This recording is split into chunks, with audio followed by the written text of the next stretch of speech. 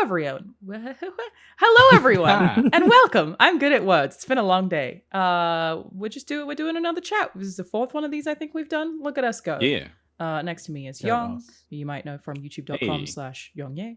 And then Indeed. Ralph down there, youtube.com/SkillUp. And then Jake Baldino down there, who you might know from GamerRanks or youtube.com/Jake Baldino. Mm-hmm. You guys are all so efficient.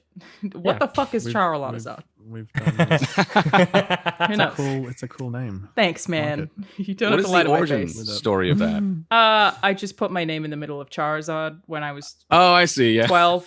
see. And it's on the Just back get of my that then, school Yong. jersey. And ran with it. It was my Is gamer it? tag, so it just persisted. I got to Is do Charizard your Baldino favorite? Sore. Your favorite Baldinosaur? Pokemon? No, Gyarados is my favorite Pokemon. That's the weirdest part. Interesting. Yeah. Fascinating. Yep. Okay. In any Alanah case, dose. doesn't sound as good. Mm. Alanah does. Well, Alanah. I mean, rebrand. It kind of works. We're going to talk about, the last few months of video games, mostly how this year's not E3 went, but I wanted to start out our chat today to talk about Steam Deck because you all got them. I do not have one. How's Yes. everybody feeling about the Steam Deck? The future is bright. The It's future good? is real good. I feel like we ended the last one with me just kind of like ranting about it, like, oh, you guys, I swear, it's amazing. So yeah, it still is. And Yang, you just got yours. The prophecies you relayed were true, all of them.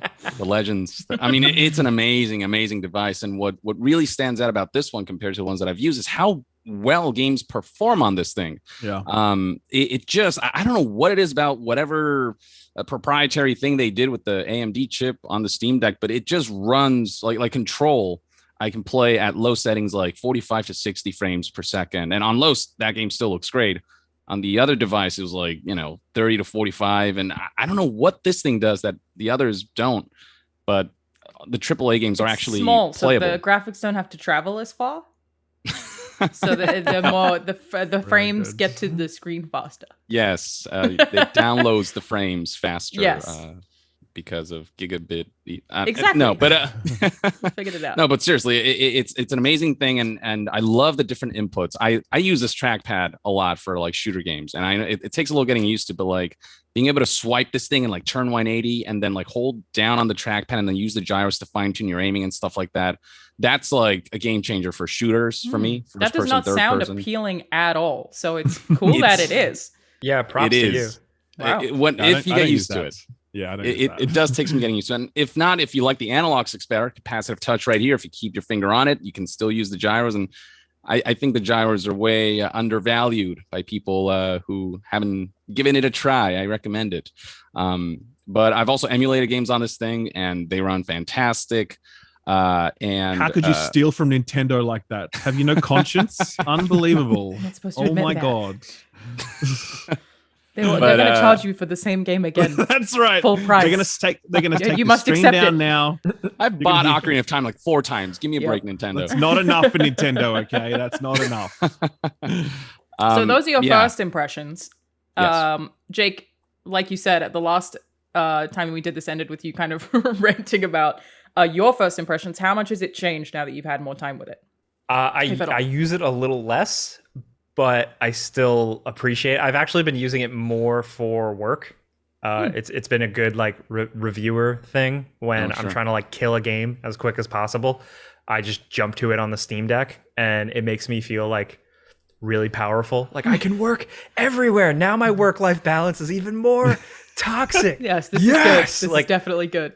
Yeah, I still think the battery life isn't as bad as people are cracking it up to be. Maybe it's because I have my settings very specific, but one thing I've really been digging is just how much they have been updating it, and they've been adding a lot of cool stuff like fan curve adjustments, more refresh rate options, and then to see Valve actually like back it up and put out cool little social updates and say, hey, look, we're updating it. It's very different for Valve. It's very nice as someone who used a lot of their things that just kind of like fizzled out. This is good. Nice to know we exist. The customization of like the refresh rate and like the TP, being able to like lower the power and the clock speed of the GPU and stuff like that. So I like booted up Metroid Fusion here for Game Boy Advance, and that game that does not require much power at all. So I could literally set all of my power settings to minimum, and this thing lasted me like 7 hours. Wow. So you can like really fine tune this device to the specifications of the game you're playing and extend the battery life, define what your frame rate is. Do you want to, if it's going from like 45 to 60, you don't like the fluctuation, do you just want to keep it at 45 and just like have the refresh rate there? It's just the amount of customizability on this thing. It can be overwhelming for people who are just used to like the thing working. Like you boot up the Switch and it just works. You don't have to tweak anything. But if you're a tweaker like me who likes, you know, getting Android phones instead of iOS because I love tweaking my phone and like customizing it to my specifications, stuff like that, this is going to be your favorite thing ever. Ralph, I think I saw you tweet somebody at ideal settings for a certain game. It might have been Stray. Yeah. I don't remember. It was. So that's a thing that you are considering when you approach playing a new game, is like customizing it for each game individually? Absolutely. Yeah. I mean, for sure. Like, I mean, which I think is similar to PCs, right? I mean, everyone has different PCs. And so therefore, you know, what are recommended specs and whatever. But the Steam Deck, it's different because the Steam Deck is ultimately a console, right? Well, okay, that's the thing. It straddles that line between PC and console. But most consoles, we don't have to think about settings. We just like plug in the thing and put in the disc or load up the file and off it goes. And maybe there's a performance mode if we're lucky, but that's about as good as it gets. Right. But with this one, you actually get to tweak it as much as you like. And I feel like that is the real breakthrough with this device. Like I think I'm not sure if I said this the last time we spoke, but the most exciting thing about Steam Deck is it shows an entirely different model of what a video game console can be from an ecosystem perspective, right? Where it is no longer this walled garden that is completely controlled by, you know, the company that made it. It ultimately is just a piece of hardware that we can do whatever we like with, you know? Yeah. And Valve are totally down for that. Like they are so okay with us just doing whatever the fuck we please. So, you know, whether it's settings or emulation or sideloading or whatever you want to call it, it's just available, and I love that. And you know, even the way they speak to us on Twitter, like I forget his name, Lawrence, I think his name is, just the main guy who's, you know, the Valve Steam Deck guy, Lawrence throwing Yang, out updates, something like that, throwing out updates and like, hey, we're out in this thing, and talking to people and answering questions. Like, when's the last time Nintendo actually had like a conversation with someone on any social media platform ever? That just doesn't happen. Even like Sony's not really up for that. Like Xbox is a little bit better, I find, but yeah, man, that different vision for how the console ecosystem could be is so much more interesting to me. And as I've said before, I will buy whatever Nintendo hardware, like whatever hardware Nintendo makes, and up to play their exclusives, right? But I have no interest in any more Nintendo handhelds now because the Steam Deck is my handheld. And as long as they keep putting out new versions of that to keep up with specs, this is what I will continue to use forever. I see no reason to go back to Steam to the Switch as my kind of handheld of choice. I straight up just like the Switch was kind of becoming like my indie handheld. Yeah. And then when I got the Steam Deck, it was like I was Andy throwing Woody in the fucking toy box. I was like, see you later. Sorry, so dude. True. So true. Even on the hardware front, Steam partnered with iFixit, so you could just like buy all these individual components, and they also released the CAD files of the Steam Deck, so you could like know the specifications of the exterior, so you can like really just customize it however you want, hardware, or 3D print your own stuff and like add it to the Steam Deck. They're really just opening it up on a level that no other like console manufacturer does, and that I think if is Nintendo's seen a hit with third-party sales as a result of this. I don't think so. Well, the Steam Deck is also there is still shortage of supply, so it's not like it's going to sell anywhere near as well as the Switch. It's also, I think it's so all like the Steam Deck is a big product in our world, but if you ask the average punter, hey, have you ever heard of a Steam Deck? They're like, what the fuck is that? You know what I mean? Yeah. But obviously the Nintendo Switch, everyone knows what that is, right? Yeah. But I do believe that this is such a good product that it has to win eventually. And I don't mean beat Nintendo. I just mean like it will find its place in the market. It will grow. It will become this thing that people use. I don't think this is going to be like the Steam PCs and whatever, where, you know, it just kind of fizzles out. I reckon it is such a good, such a compelling value proposition and such a fantastic product that it will survive. And that makes me super happy because, you know, I really love it. I can't wait for Steam Deck 2. I mean, that thing's going to be amazing. But also, one point as well is that I think a lot of the narrative at the beginning of the Steam Deck was like, oh, it's got a lot of problems, so really you should wait for version 2. And it's like, I don't agree with that at all. I feel like if you bought the Steam Deck today, you're going to have a fantastic time with it. Is there like some things you could think could be better, like the OLED screen? Sure, absolutely. But is that any reason to wait? Like, oh, this is just the prototype version? No, like it's a really, really good device today. What are some of the issues? I don't feel like I've seen those publicized very much. People talk about, obviously, the OLED, the screen is not OLED, and they're like, oh, that's such a disappointment. And to be fair, like, absolutely, if you really want that bright popping screen, then the Switch is still going to be better for that. People talk about like general reliability issues where, they've had things break or whatever. Sure, absolutely. That's going to happen with all consoles. It's definitely happened with the Steam Deck as well. People talk about battery life, but again, I do think, to Jake's point, that I think that's a bit of an exaggeration. And if you're smart with how you set it all up and you're just realistic, I think you get great battery life out of it. So I'm not saying it's a perfect device by any means, but I'm just sort of pushing back on that narrative at the start where everyone's like, oh, this has still got a ways to go and Steam Deck 2 is going to be the one to get. Everyone I know who has one seems to love it. Like I said, I've not seen any negativity at all. People are raving about it all the time. It's interesting you bring up the walled garden thing because I feel like this is like the prime. This should be the golden child for the walled garden being down and it being great. I mean, it's probably a testament to just how much gamers have their shit together and how much Linux nerds have their shit together. Because even if you mess with the experience as much as possible, it still feels like a good device and still works. Like, yeah, you can break some things, but it's not like, remember like the early days of Android where it did just feel like the Wild West. And then when Steve Jobs was like, no, walled garden better, you're like, oh yeah, you're right. Now it's like the Steam Deck is like a perfect no to that. Yeah, totally agree. And that's why I think it has to win. Like, there's no way that concept does not win, And again, I don't mean win in a comparative sense. No, like it's the same as VR, what I'm saying right? is like... People kept being it's similar to VR. There was a really long time of people saying its niche is not going to take off, but I do feel like the Oculus has found... MetaQuest, has found a significant audience that's very dedicated. Sure. Like, the win is there. It seems similar to that. It's not like it's going to beat Nintendo. I don't know if that is feasible. Correct. That it will stay is kind of the idea. Definitely. I was always very, because I've not even like seen one. I was always concerned about it being too big that it would be weighty and uncomfortable. So how is it for longer play sessions? It's the most comfortable of the devices I've used because this grip right here is so like prominent and like you're not just your fingers don't just wrap around you, you're holding it like you have a grip on it. Whereas the other devices I've used, there's like a hump, but it's more like your fingers are coasting over them. I use my pinkies to like hold it up. Yeah, it's way more comfortable. Oh, sure. You do one of these, yeah. With this, you don't need to do that because you have such a good grip on it. With the potential accidental presses of these buttons right here, maybe occasionally, but other than that, it's just there's heft to it, but the device is so well balanced weight wise, and that grip is so good that you barely feel the weight. So to me, it's extremely comfortable. Yeah, it's big. It's definitely big, but like not to repeat myself from my before you buy video, but it's almost like the opposite of like a incredible new cell phone where it's high-end material and glass and you're afraid of it, or even like the OLED Switch where it's very like utilitarian plastic, unassuming, so it's lighter and it's also like you're less afraid of it. It's almost easier to throw in a bag or toss on the couch. Like I still gently toss it, but it's still just way more handleability, maneuverability. It doesn't feel fragile. Yeah, exactly. No, and that gives it so much more power. Like it doesn't bend like at all. Like I'm trying hard right now and it doesn't give. It's super sturdy. Mm-hmm. This is great news. Well, happy to hear that the reviews are largely very positive, even after a long play session. Who would you recommend it to? What kind of people should get it?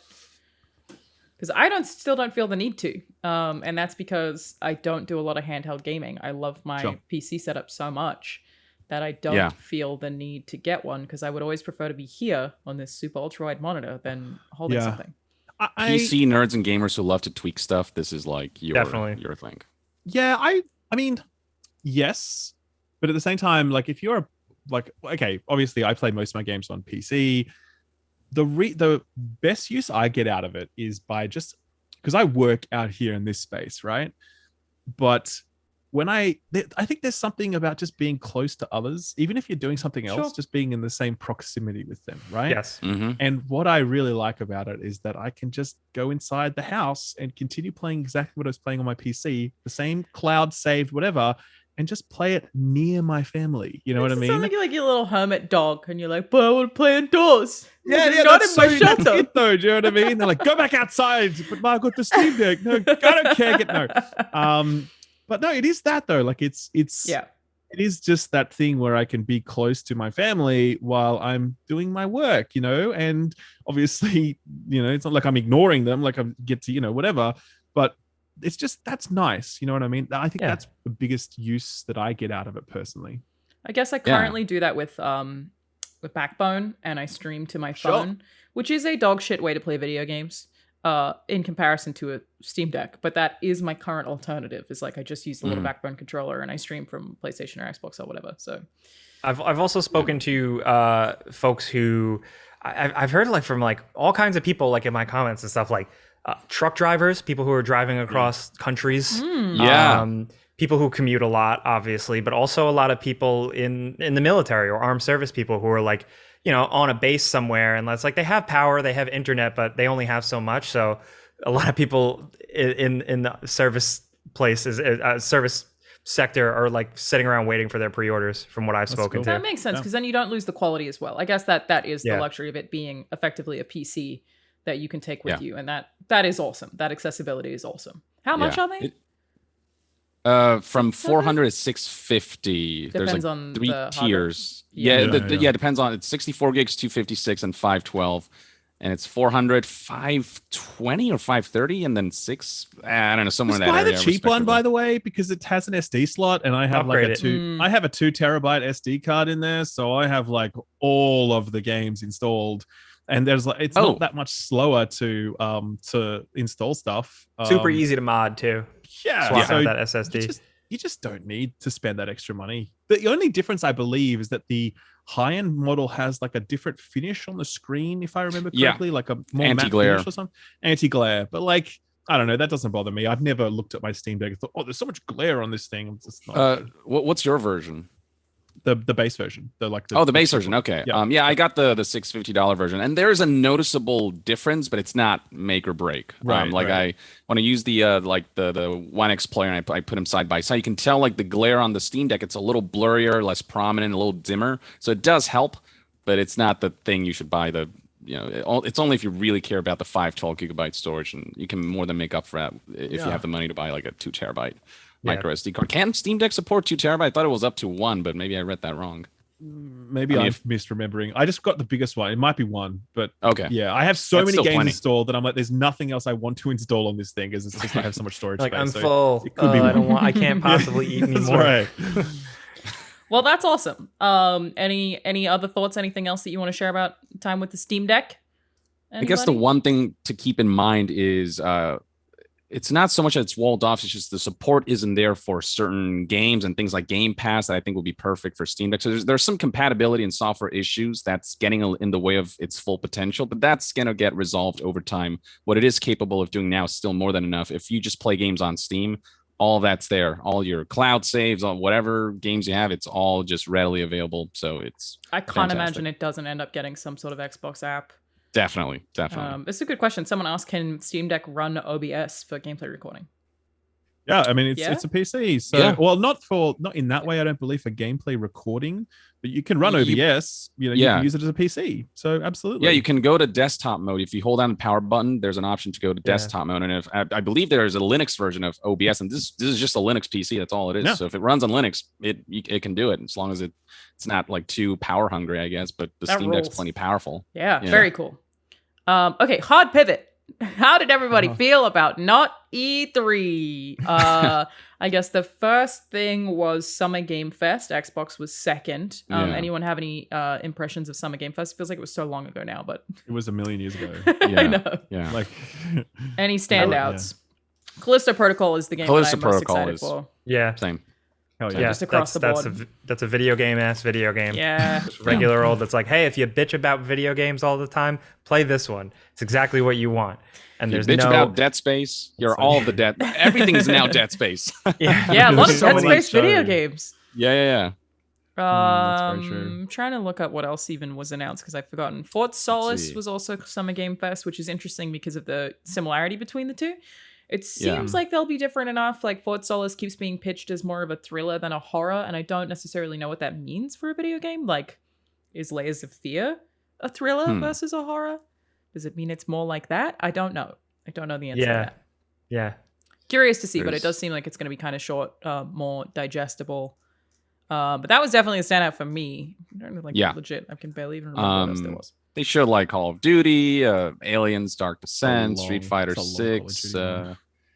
Gotham Knights. We got to hear Jeff Keighley say, Knights. Batman is dead. Batman is dead. On a That's right. Came stage. in loud with that one, with a big smile on his face. Just as we always wanted. Everybody was waiting for. Yes. I guess like overall I felt like the show, like I really enjoyed having devs on stage. I saw a lot of like the community didn't like that. But I way prefer that, like have a gameplay trailer, but I guess a lot of them were cinematic trailers unfortunately, but then have people on stage to elaborate on it. I was like, that format I'm a huge fan of personally. Yeah, I agree. I really liked it. The unfortunate thing was the big sort of finale, which was The Last of Us Part 1 remake, got leaked by Sony itself, right? Yes. Which Good like job. what they just posted, someone posted a tweet or something. I missed I it. think somebody tweeted a trailer or something, the trailer, and then they Didn't it took go it down. a But by store then, listing? Wasn't it like a store It listing? might have Oh, been is that a what it store was? listing. I Oh, I think thought it was it was actually an like outlet that posted it early on their YouTube channel. We've all got our own theories. Could have been anything. Who knows? Yeah. Whatever it All was, of it, it all of it. happened. What else did we get? Street Fighter 6? I feel like that was before. Yeah, they showed Guile. They were Like like, some of guess that? who's a new character? And it's like, Guile. Awesome. Yeah. He Cool. looks sick though. Did Hair you guys guy. He does play look it cool. at Playdays? Yes. Yes. What'd you think? Yeah. Good. Good. I mean, I'm not a fighting games guy, so Me my either. opinion doesn't count for shit. I'm like, hey, this looks like Street Fighter, and I enjoyed playing it. That is honestly the extent of my experience with it. It was funny though, the one because I think I told this story before, but like I did some over-the-shoulder filming for the game, and I was like, asked the Capcom guy, I'm like, hey, do you mind if I just like do this and post it on social media? He's like, yeah, man, go for it. I'm like, sweet. So I just like played a game with Chun-Li. And then I posted out some dumb tweet like, hey, Street Fighter Chun-Li. And then that tweet just went crazy because it turns out that was the very first, like the gameplay that had gone out for Street Fighter anywhere, right? And so all these like So fighting funny. game blue check marks were retweeting it. And I'm like, guys, I don't know anything about Street Fighter. I'm really Skill sorry. up. Tell us about the frames. How many frames are there? Frame data. Questions. Does it have this? Does it have? I don't fucking know if it has that. It has Chun-Li. I know that. You know. the thighs are still Hadouken big. confirmed. Guys are still there. Can kick. Yeah, that's so funny. I also played it and like I loved how colorful it was. I thought that was really cool. Presentation's awesome. Yeah, I played the simplified mode, forgetting what it's called, which is very similar to what Mortal Kombat has done in the past. And a thing that I found interesting was that I asked the team and I was like, what's going to happen for online multiplayer? And they said that in theory, everyone will still be able to play, like if you're playing on either of those different gameplay modes, you would still be ranked the same way, but that they think it'll actually be easier for competitive players who are playing on the traditional controller layout or input, that they have more control, literally, because they can use more inputs. Thus, it will actually be easier for them, not harder. But he also wasn't super confident in that. So I want to note, like, that PR guy was like, I'm pretty sure. So not 100% clear on if you'll actually be able to play competitive without it being split, but that's what they said at the time. So I think it's great that they're adding that accessibility feature because so much of fighting game to me, I what I like about fighting games and why I like Super Smash Brothers more than any other fighting game is that it's more about like reading the opponent and less about, oh my God, how do I do the move? You just forward A or, you know, neutral A or whatever. It's like very simple inputs. And they're kind of Super Smash Brothers-fying Street Fighter a little bit so that newcomers can just like go into it with the mindset of like, what moves do I need to execute right now instead of like, how do I execute the moves? yeah. And then over time, they can learn how to like properly do the thing. But in the meantime, they can just get into it with simple inputs, but still having to know like how to read the opponent, what moves to execute. And that is the fun of fighting games to me. It's definitely More than, like like, wonderful for accessibility, especially for people who've never played fighting games. I think that I actually found it a little bit harder because I kept wanting to go to default things that I already knew and then they wouldn't work. And I was like, wait a minute, what am I supposed to do to get this to work this way? Right. But generally, yeah, it seemed like it'd be really easy for players to pick up, and it doesn't seem like it'll have any negative impact on the fighting game community, which, yay. But also, as Ralph said, I don't know shit about fighting games. I'm just doing my best. Correct. Yeah. Don't understand what's happening. They all look great. Really like Soul Calibur. That's my hot take. I'm with you. Soul Calibur's always been my favorite. So I was good. a big, I was a Killick main all the time. Very good. Oh yeah. So yeah, that's what those are my Got heydays. that little stabby pole. Cervantes personally. Oh boy. Cervantes, big nice. pole. I was Sophitia and Nightmare, Nice. Yeah. but like Nightmare's sexy hard. Nightmare. Sexy right. Nightmare? When he had like the long hair and no helmet, Right. I forgot Oh, yeah. the thing and mixed up. Yeah, Yeah. Hot yeah. Nightmare. Excuse Hot me. Nightmare, yes. Nightmare. Very no, good. He's hot. Wasn't Yoshimitsu from Tekken Yep. in Soul Hell Calibur? yeah. Yeah, I That's the remember thing He had the Soul playing pogo Calibur. stick move from Tekken, and you could spam it. He had Yeah. that stupid thing where he's on his stick like a Yeah, yeah, like yeah. he's sort of like a pogo stick. pogo Oh stick. god, that's Oh yeah, annoying. yeah, yeah. Oh, I hate I also that remember move. Link was in Soul Calibur 2 Yeah. for the Yeah. game. Yoda, and I dude. played the shit out of that. Yoda. Yeah. Yoda. Nash, Yeah, too. that Darth was for Vader, PS3. Spawn Oh no, was in one of them. Xbox. Yes, Yep. it was specifically Yep. for Xbox, which was so Yeah. weird. It was like Yeah. McFarlane Spawn. It was like he did like a new drawing for him. It was awesome. It Yeah, was yeah, so yeah. It cool. was really cool. Oh man, Soul those were the Calibur, times. you know? What a time. That's from the Good Dreamcast times. days when because I remember seeing Soul Calibur on the Dreamcast for the first time and being like, it is impossible that any game could look this good. What is this? Has to be fake. It's not possible, right? My brain could not comprehend how good Soul Calibur on the Dreamcast I looked. The remember- first time I saw it at Harvey Norman when they had a Harvey demo kit up. Norman. Wasn't Dick Right. Smith. I remember like playing Project Gotham Racing 3 and being like, Sure. this is real. This Yeah. just looks like real Oh, life. And then you see man. Forza Can't now get and any you're better like, than this. wait a minute. Like how Yeah. did I think that? Also miss Yeah. Project Gotham Racing. But we are talking about current Yeah. video games, not Yes. Project Yes. Gotham Racing. Shout out to Kudos.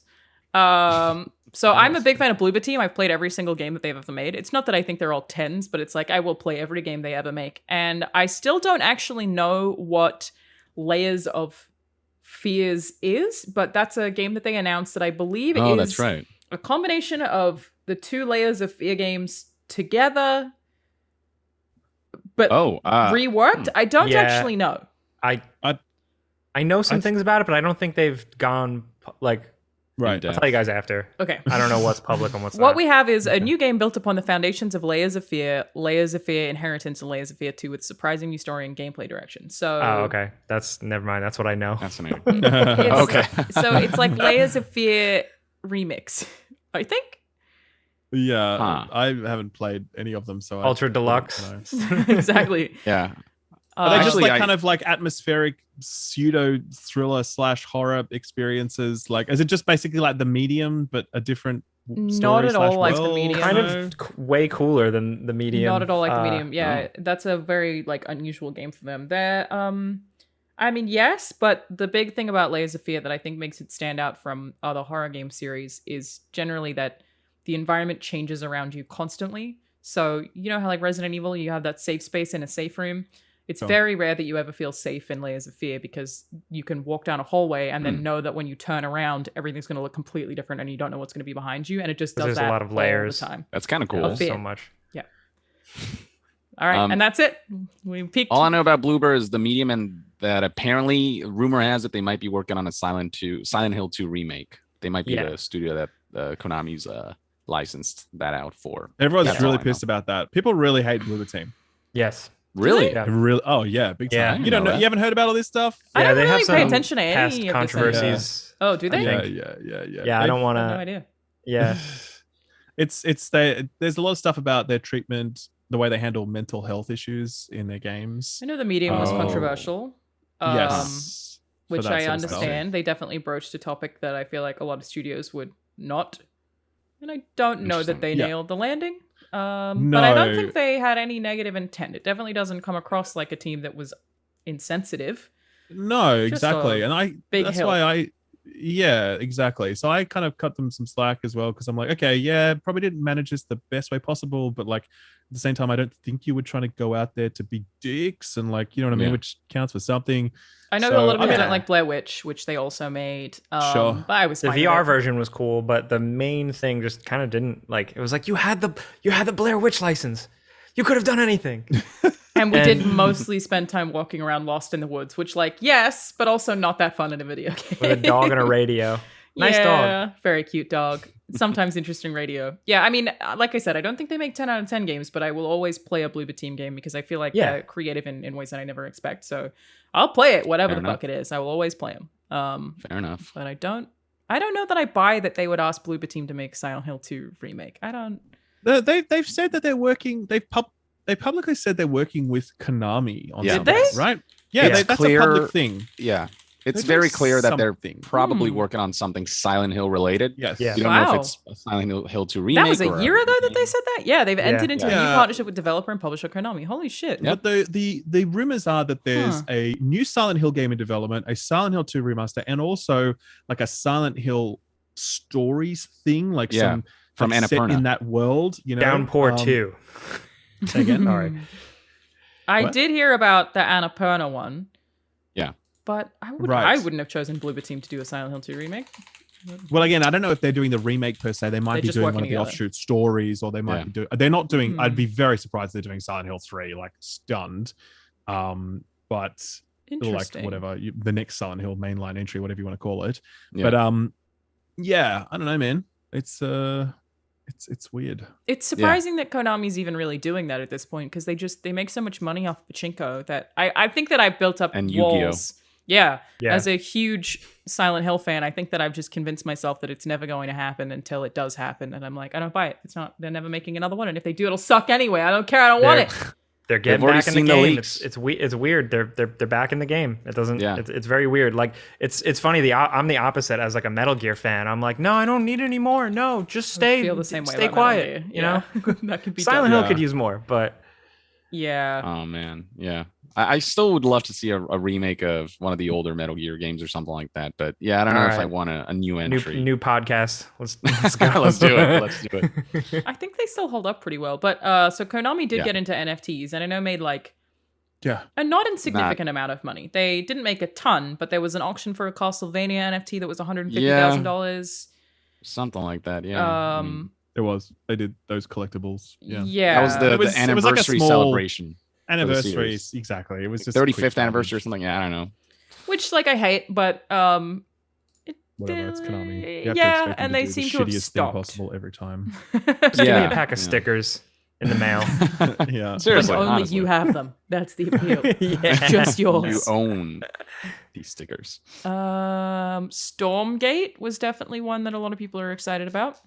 That's from I the ex-Blizzard RTS Correct. people. RTS. Oh, Yeah, that's right. It looked like StarCraft and Diablo had a baby. It's like 100%. StarCraft, but with like Diablo-esque creatures in there as well. Yeah. It was fascinating. Yeah, That's another As- one where they're like, "We're making it. We got As a we got money." Korean, StarCraft That's is it. in my blood, so I got to check this out. Yeah. I'm genetically inclined. It's like Italians. The same with Mario. With me and Jake. That's right. Italians, yeah. Notoriously made in Italy, yeah. That's right. Italian StarCraft. companies. Italians love Mario. It's all they play. That's right. You thought that people press buttons fast in StarCraft. You should watch an Italian play Mario. It's crazy out here. That 8 p.m. though. Yeah, we didn't see a lot about it, but that seemed like one that like definitely people are excited about. Diablo 4, I thought looked awesome. It does look pretty Yeah. awesome. Yes. I was weirdly surprised. Like I didn't think it was Diablo 4 when I first saw it because the cutscenes did not look as high production Blizzard as they normally do, which could be a good thing. It could be that they like I wasn't like, holy shit, this is the most cinematic thing I've ever seen. It looked a little bit more realistic, and I was like, hey, maybe that's like good marketing. But they didn't think- they didn't look as shiny to me as they normally do. No. Those cutscenes were like in engine, and the think fact so. that they managed to make the in engine stuff where Diablo is usually that isometric, but then like the camera can just like zoom in and still look that good. I think it's pretty impressive. But yeah, well, It's just I different kind to of know how what they you usually mean. do it. That's true, I that's thought it true. looked beautiful. I love the art style. Yeah, Necromancer's super exciting. Like I'm very excited about it. What do you guys think looks about rad. about Diablo 4 having microtransactions? What do you guys think about that? I think it's inevitable.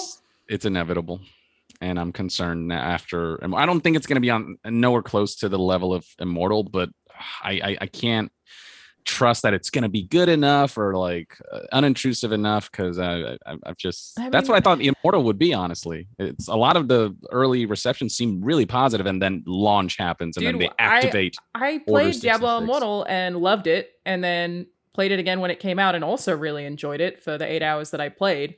And then the stories start coming out for people who were like doing shit that I wasn't doing. And I was like, oh my God, like, holy shit, which sucks because like I enjoyed playing the game. The voice acting was really good. Everything was voiced. Like it was like a good mobile game, but holy shit, what a disgusting process that I don't think they'll do with Diablo 4 because when you're making a mobile game, I guess it is also on PC is kind of the problem, but when you're making a mobile game, you like expect that audience is going to expect that. Yeah. Or maybe it was for a different market. I hope that Diablo 4 doesn't do that at the very least. I hate that companies use that as an excuse. Well, it's mobile, so we can get away with how predatory this is. And it's just like, we have this line where... I mean, I don't even think it's an excuse. They're just like, shut up, they'll accept it. Like, I don't think they're trying to excuse it. They're like, no one thinks what they're doing is good. Like, surely they're like, this is kind of fucked up. Yeah, it'll be fine. And the people, and it is fine, unfortunately, because the people who complain are the enthusiasts, and the majority of mobile gamers are not the enthusiasts like we are. They're just people who, oh, cool, that looks fun, I'll download it, sure, and then spend a bunch of money on it. I don't know. I don't really have a ton of trust in really anything that Blizzard does at this stage, which I feel like probably a lot of people agree with. But I do think, like, that the developer gameplay showcase for Diablo 4, I was like, fucking looks beautiful. It does look great. I thought it looked gorgeous. Please don't ruin it. Yeah, please just... I mean, I guess, the difference is Diablo Immortal is a mobile game that has a PC port that's still in beta. Diablo 4 is a PC game. They're not... That's true. You know, that's a differentiation internally, surely, that they have to stick to.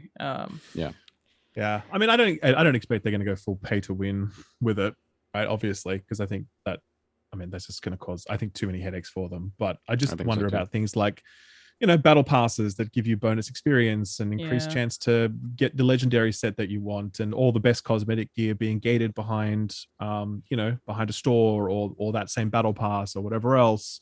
That is what, and then obviously on top of that, you have to buy the expansions. I mean, I feel like this is a franchise that has existed for decades without needing to have microtransactions. I agree. And now it has them. And it's like, well, everyone's just like, well, that's just video games today. It's like, well, maybe, I don't know. I think the problem is Activision Blizzard makes billions of dollars in profit. If they wanted to not do that, they could do that. Exactly. The problem is it's Activision Blizzard's business structure. Like, Blizzard games would still sell well, like Diablo 2 pre-orders, Diablo 3 pre-orders. Like, it would still sell well, but video games have gotten to a point where well is not good enough when your competition is FIFA Ultimate Team. So it's like selling well is a failure when we compare it to FIFA Ultimate Team. Why aren't you making that fucking money? And so everything 100%. Just has to be monetized out the arse, which is like just an awful reality. If I blame FIFA for so many things. Yeah, and I do wonder what impact that has on the game long term, because you still have people that play Diablo 2 to this day, and same with Diablo 3, in fact.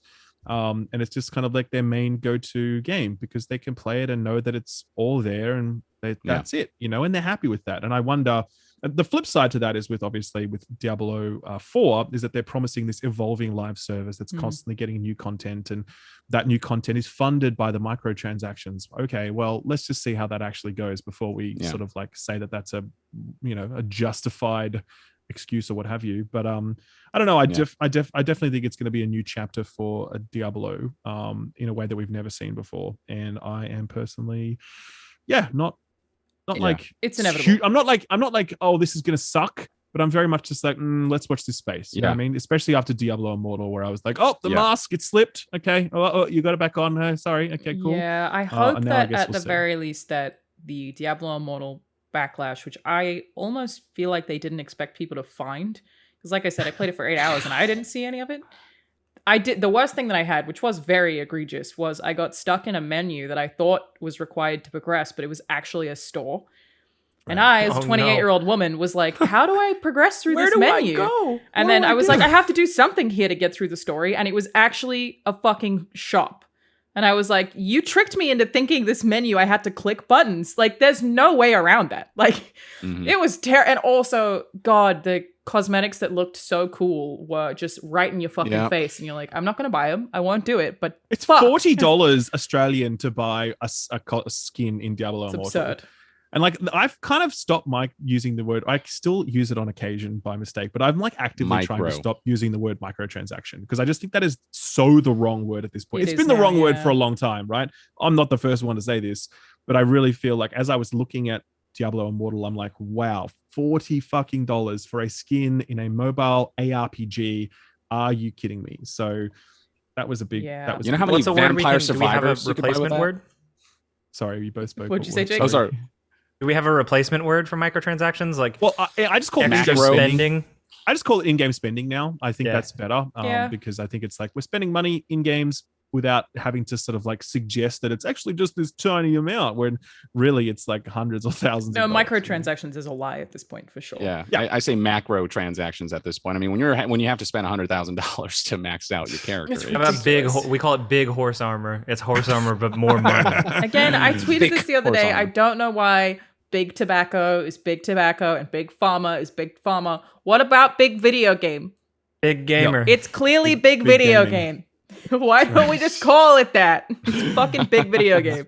It's a lot. I hope that the Diablo Immortal backlash, which again I don't think they expected, helps Diablo 4 because I think I feel the same way, Ralph. I'm not like fuck this, burn it to the ground, but I am cautious. I'm nervous. So it's interesting because we talked about this on our thing on FPS. How it's almost like with the whole Diablo Immortal backlash that happens back when it was first announced, the whole like, oh, you guys don't have phones or whatever, and then everybody was so pissed, and then they went dark, and then they came out with the game, and the game was uncompromised. Like they didn't, it's like they didn't tone back anything. Like I thought there was going to be like a mobile game with some clever, trade-offs or compromises, but it was just like unashamed Diablo. Full ass Diablo microtransaction stuff.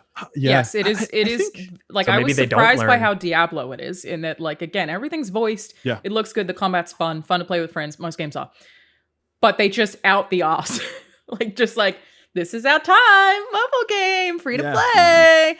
And I said, I think that companies will use that as an excuse. I don't think that ever should be an excuse. And I really do hope that one of these various governments that keeps talking about potentially cracking down on loot boxes and microtransactions actually does. Yeah. At the very least, I look towards, I like Rod Ferguson and he's leading up with Diablo 4. Yeah. And like, I'm just a fan of his kind of like, it seems like his track record, his resume of like leadership of like coming in and writing projects, like writing the ship, so to speak, seems like it often works out good. A creative like Rod has any business say in a company like Activision Blizzard. Yeah, that's where I'm naive. I have no idea. Yeah.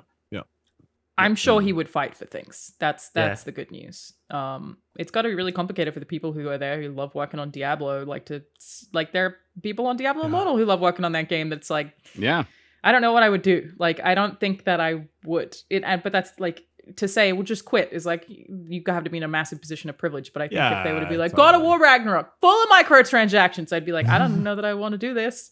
Yeah, not a good vibe. I think the other thing is, well, what I've experienced recently is like this has very much changed the way I plan to cover mobile games. So for example, like I did a preview for Diablo Immortal. I'm like, hey, this looks cool. I was just like, I played it and I'm like, this looks like a cool thing. And I'm like, hey, the microtransactions are probably going to suck.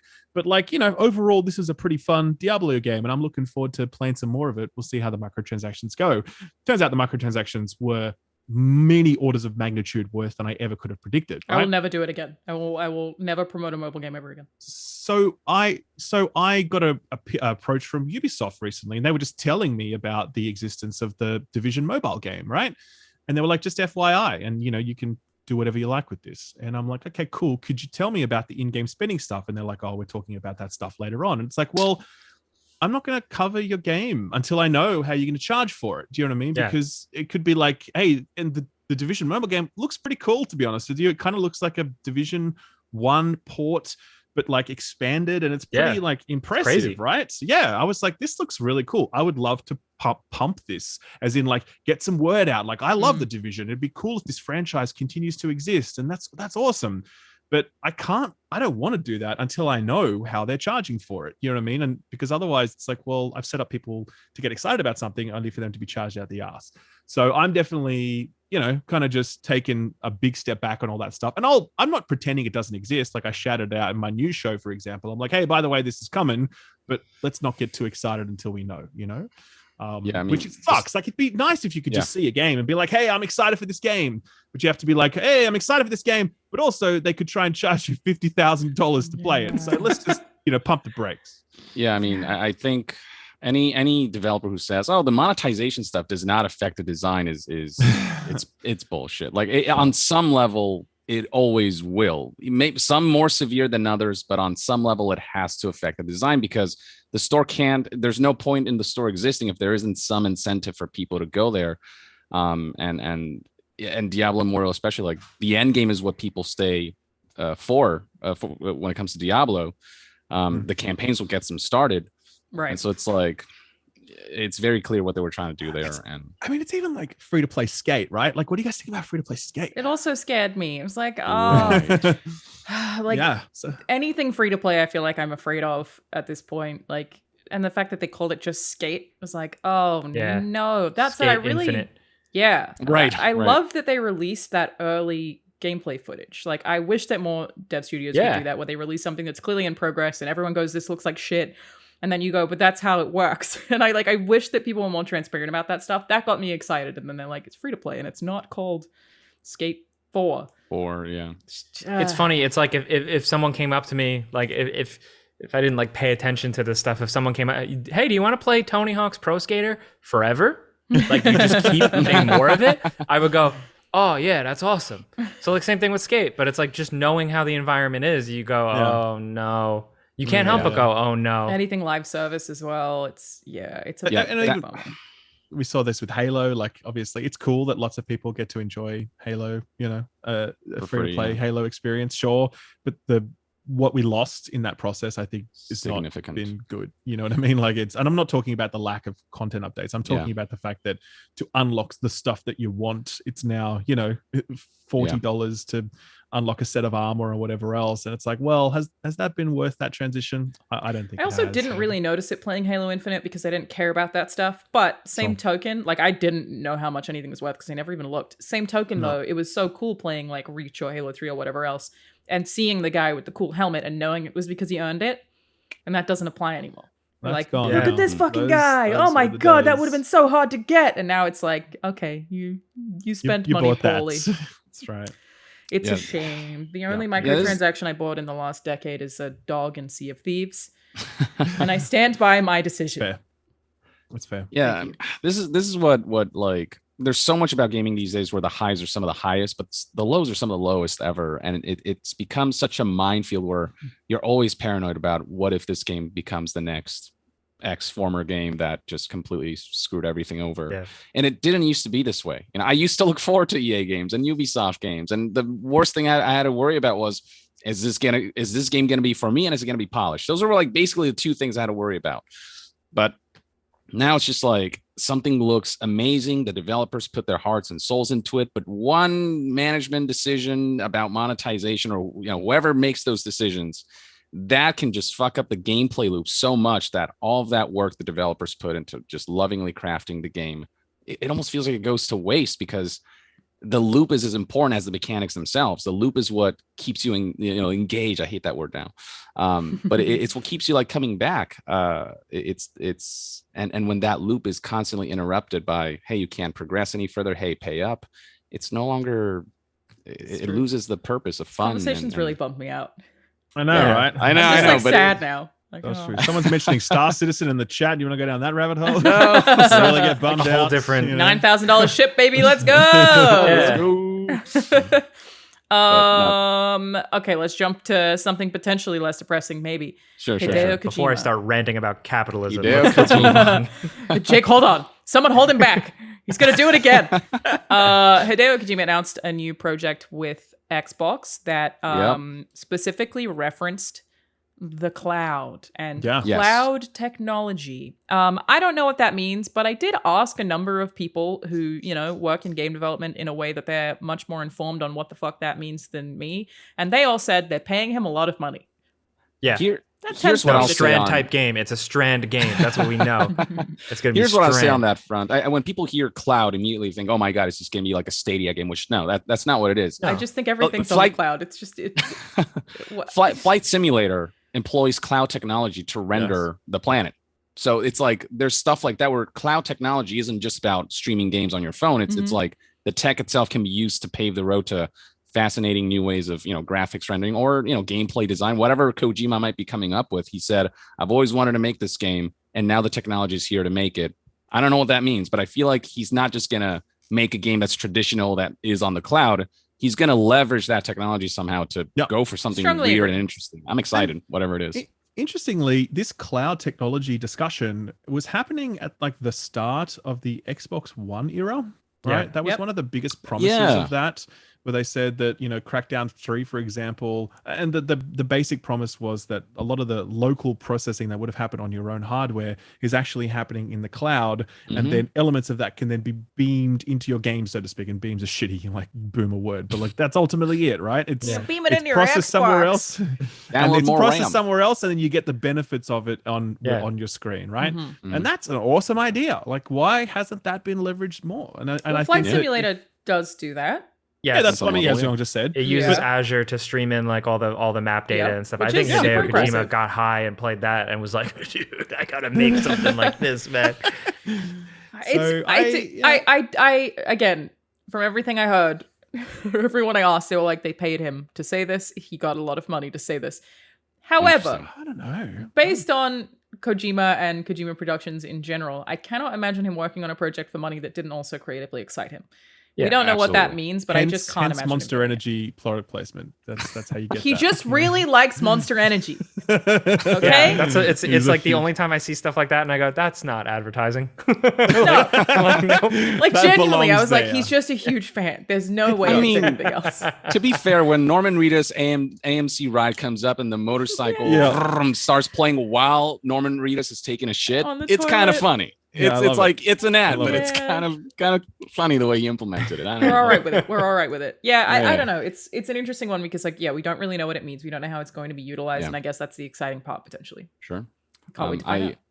I do hate the conversations among like PlayStation fans. Oh, Kojima betrayed us and all. It's like he's not on the side of a platform. He just likes making games. It's an independent company, man. Yeah, exactly. It's cool that he's partnering with all these different companies, and he's still working on. I mean, Norman Reedus blurted it out, Death Stranding 2, so that's happening. Yeah. So thanks. That's Norman. probably going to be very Sony tied. So it's like he's working on multiple things. I think it's cool. I can never understand why you would not want people on multiple platforms to have access to creativity, but that's just me. That's just me. So don't know what it means. Hopefully it'll be cool. And hopefully Microsoft did pay them a bunch of money. That sounds great. Get paid. Otherwise, we got Resident Evil Village DLC, which I thought looked really good. And in that period of time, obviously a big talking point was the Resident Evil 4 remake. How does everyone feel about that one? It does look good. I got to see more, but man, it's giving me the feels. I mean, that was a special game when it first came out, when I first played it. So to see it in that graphics fidelity is kind of exciting. And we knew, right? We knew that was going to happen. We knew. We knew for a while. It's rumored, I believe. But even before being rumored, just logically. They did technically announce it a while back. They were like, yep, we're doing it. Yeah, that's true. You're right. Also, one of the most released games.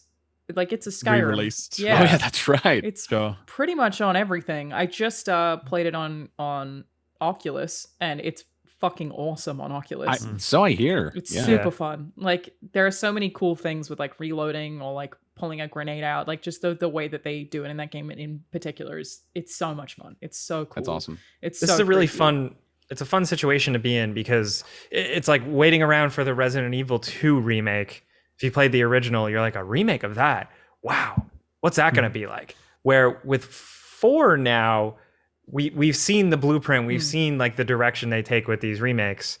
So it's almost like now you have more room to be like. So for me personally, I've come to grips with accepting this remake where it's like they can't capture that weirdness lightning in a bottle twice. And I don't think they should try. As much as they say that like, oh, we're going to be faithful to the original, there's some things that are just not going to translate over the same way. Yeah. So it's like I'm looking forward to a new interpretation of this, like how I would read a Batman book, and Batman's like this in one comic book, and Batman's completely different in another comic book. I'm like, let's see how this is. I mean, just from the trailer, it's darker, it's a little more spooky. So Probably I'm like, scarier, because cool. That's a great not that pitch. scary. I'm into it. No, not at all. Yeah, a couple parts, but Yeah.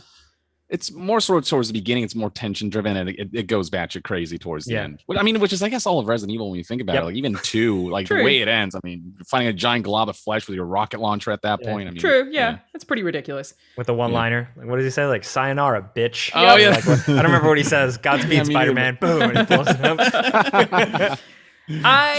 I've seen some conversation about, like, you know, whether it needs to be remade, and I keep finding that conversation very strange, because I'm always like, well, if you don't want to buy it, just don't buy it. Like if you don't want to play it again, just don't play it again. Like, I feel like that across the board. I'm excited about it because in my head is similar kind of what you're touching on there, Jake. I look at Resident Evil 4 as 2 parts. That, like, I have the original Resident Evil 4, which I can play on a million different platforms, basically the same, and then this, and I feel like I can enjoy both separately. It's not like the new Resident Evil will completely replace RE4, which still plays relatively well, again, especially on Oculus. It's super fun. I'm just like, give me a new update to it, I'll totally take that. Like, I'm happy to have it. I'm happy to keep having it. Give us Code Veronica. Just keep doing it. Yeah, I look at it as like, if you guys, you budding developers taking this a new generation taking a crack at Resident Evil 4, if you can nail or outdo the opening of the original Resident Evil 4, then like you can do anything. So like that's really the bar for me. If I start the game and that the opening kicks ass, I'm like, I'm going to be really impressed, because that's like one of the most incredible things ever made in video games, I think. Definitely. I think that it's really interesting looking at the growth of Resident Evil as well, because when they announced RE7 Biohazard, I was like, ugh, this doesn't look like Resident Evil. Not my Resident Evil. I don't want it. And then I played it and I was like, bro, this is sick. This is actually sick. And then they keep doing it. And a lot of people had the same reaction to RE2. They were like, ugh, this isn't my RE2. And then like, this game fucking slaps, dude. I don't know. I'm happy about it. To a degree, I think God of War had some of that, where it was I did that very to different. Corey to his face. I was like, really? I don't buy that the combat's gonna be good. I'm not sure about it. And he was like, it is. And then I played it and I was like, I apologize. God of War got elevated, I think, with the re-release, both from just the way they represent Kratos as a more 3-dimensional character, to the combat itself is also freaking awesome. Like, I love the combat of God of War. Yeah, it's different, but it's still very good. Yeah, it's still very good. I agree. Shall we jump to Xbox Bethesda Showcase, which I thought was interesting that they started to approach that with games coming out in the next 12 months. How do you guys feel about that strategy? Like, do you think fantastic? Yeah, I dig it personally. I also dig it. Big fan. It was almost every single game, which I guess also confirmed that I'm forgetting the name of it. Hollow Knight, that was a big one. Yeah, that's right. So okay, within 12 months at least. Yeah. We'll see about that. They didn't show anything. They didn't have but the date or the year or anything. And that was every before single other she trailer said got that. at least a window. Yeah. So funny. Yeah, I wonder how many of those things are going to be delayed. Hopefully not too many. But overall, I thought it was a really fun conference. Like, I definitely really enjoyed it. I appreciate that approach and the transparency with it. How do you guys feel about the Redfall gameplay? I love the synergy of like the different powers and weapons. I think that looks fun. The tone of the game is what's throwing me off, because it started off with this like very kind of spooky kind of suspense driven kind of tone, and then it became very like, we're all just joking around now. And I like that initial tone better of like vampires and it's all spooky and thrill based. I wish they would have leaned more towards that, but gameplay looks, like it'd be a good co-op Left 4 Dead style experience like with superpowers. Yeah. Yeah. Yeah, I'm not really investing too much into it other than that. Like, I like the town, the New England town, and like the haunted vampire like fall thing does seem very much like an aesthetic that Arcane would do really well. Just seems like a natural step for them. That's what I'm most excited about. I'm at the point now where I watch Arcane trailers and they edit their trailers so sick, where it's like you're doing trick shots and you're ollieing over an enemy and doing a click pow, and then like they use a power. And I'm like, I played Deathloop and I'm like, okay, I'm gonna do that. I played Deathloop. I didn't do anything cool. I love Arcane. I loved Deathloop. I love Prey. I love Dishonored. This is like the first time that one of their games has not appealed to me a ton, and I don't really know why. I think it's maybe the focus on multiplayer. Yeah, I mean, I personally did not enjoy Deathloop for a variety of reasons. I think I really love that. Obviously, Arcane are the immersive sim studio, and I really support their desire to want to move away from that typecast and like flex their creative muscle elsewhere. 100% support that. Happy for them. Love that they get to do that. It's also the founder who's the reason they were like that left and made his own studio. So correct. Like, correct. DNA. But selfishly, I'm just like, I just want Prey 2. Yeah. I don't really want another one of these like co-op shooter things. I like co-op shooters, don't get me wrong. Like some of them could be great. But I kind of just want Arcane to make more Prey. You know what I mean? Yeah. That's again purely selfishly, and I know that that's not the right call. But that's why I'm not personally like really looking forward to this.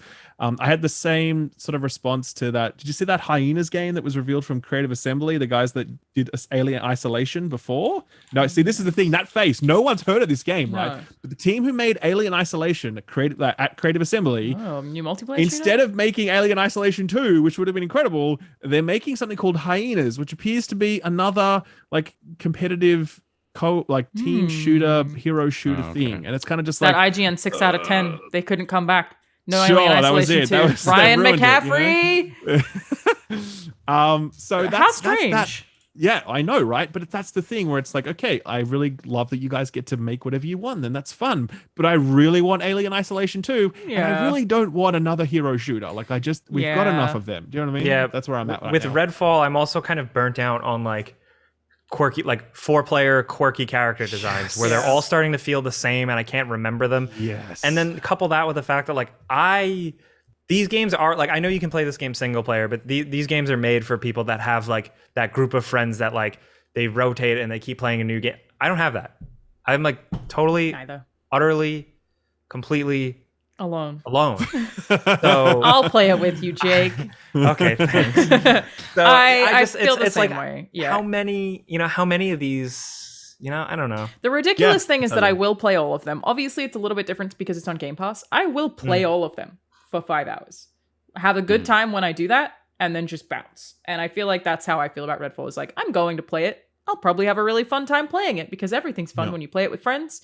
I don't know how long I'm going to play it, and I am looking forward to hands-on previews coming out to get some more impressions of what it is, because I love Arcane. I really, really love what they make. Redfall just hasn't grabbed me because of that multiplayer aspect.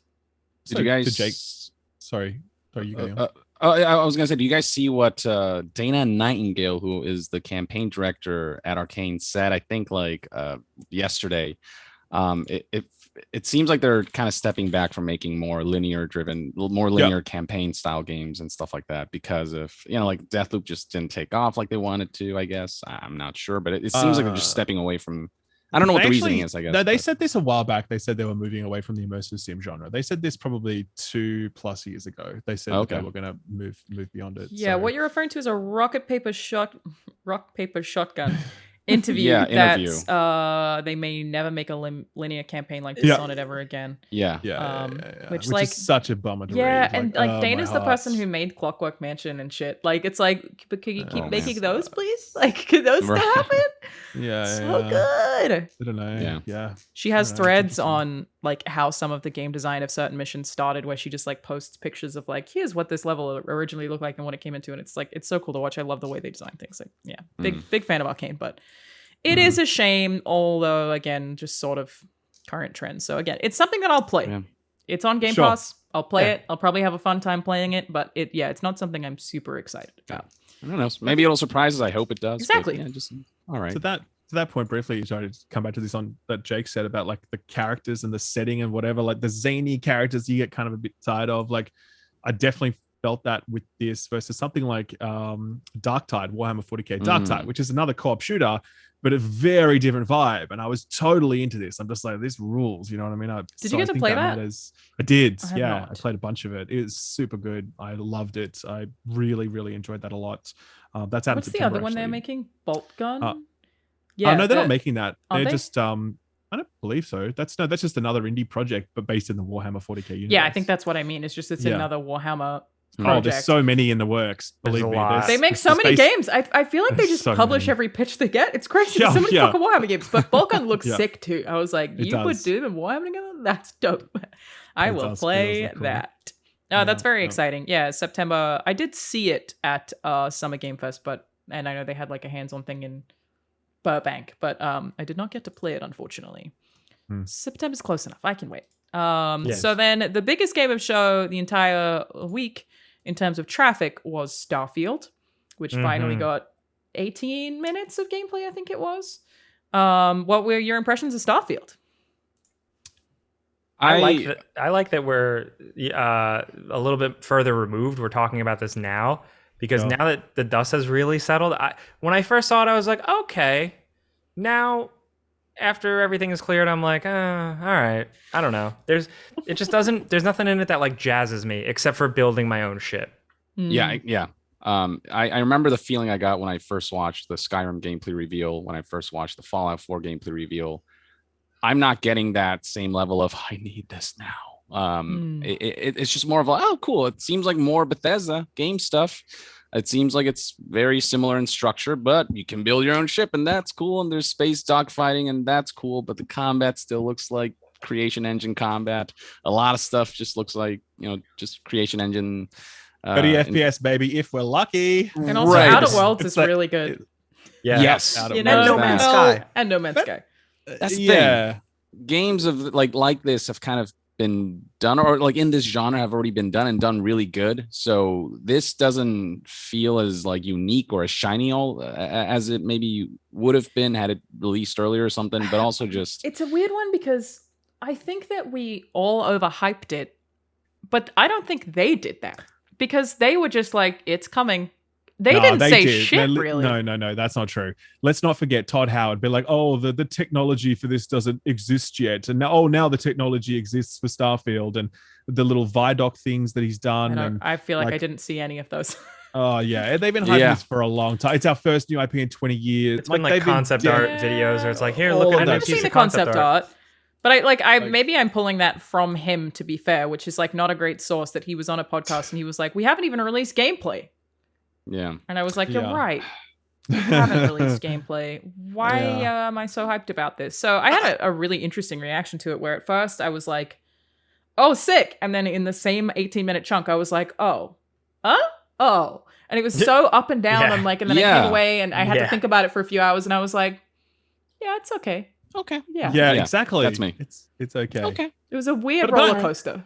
But I think as well, like, obviously, Bethesda Game Studios, the way we view them is so different now versus the way, because they just had an incredible run with, obviously, you had Morrowind, you had Fallout 3, you had Oblivion was a little bit more mixed in some ways, like not quite, but then Skyrim. Oblivion's the best. No, of course. And a lot of people, absolutely. And a lot of people say that. A lot of people are like, no, I didn't click with Oblivion. But then Skyrim, everyone's like, look, on some level, everyone understands that Skyrim magic. This was an incredible studio that had an incredible run. But at the same time, there was lots of stuff under the surface that we were ignoring with regards to bugs and all that shit. The whole way through.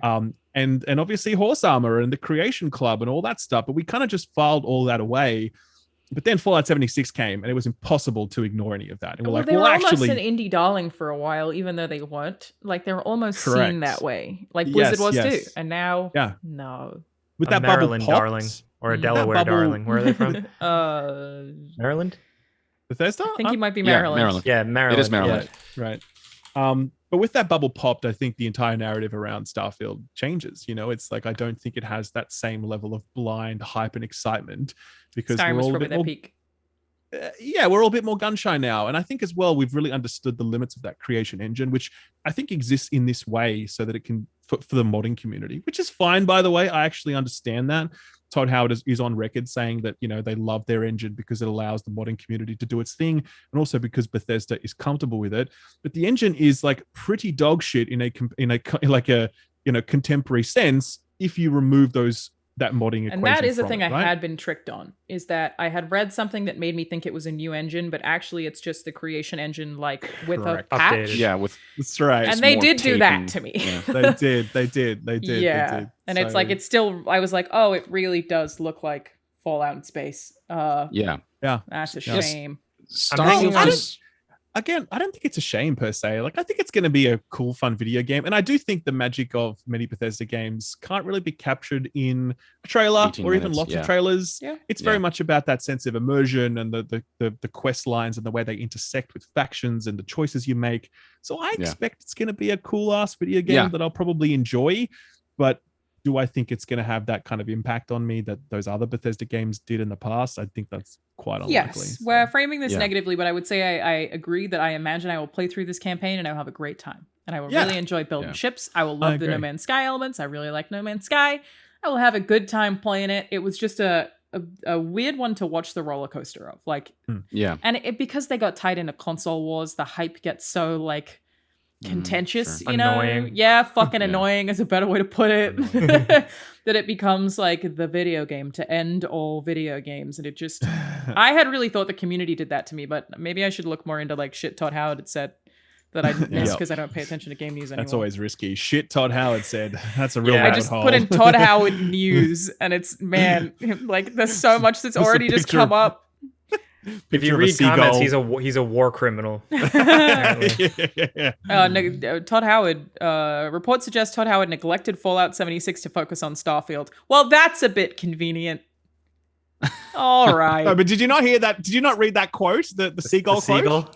No, there's this one line in that article that says basically the development team would be like, yeah, we would call it seagulling, where Todd Howard would fly by at some point and then shit all over someone's ideas and then leave. You know what I mean? We had one of those at IGN. Hell yes. At IGN, we called it swoop and poop, where somebody would walk into a meeting, shit all over it, and then leave. We called it the swoop and poop. That's Todd's management style for Fallout 76, I guess. That's the super poop seagull style. A bunch of people within the development team didn't want to make Fallout 76, or when they were assigned to it, they just had a really bad time, crunch, everything. I mean, the whole 9 yards. It was not a good development cycle from what the article reports, at least. A shame.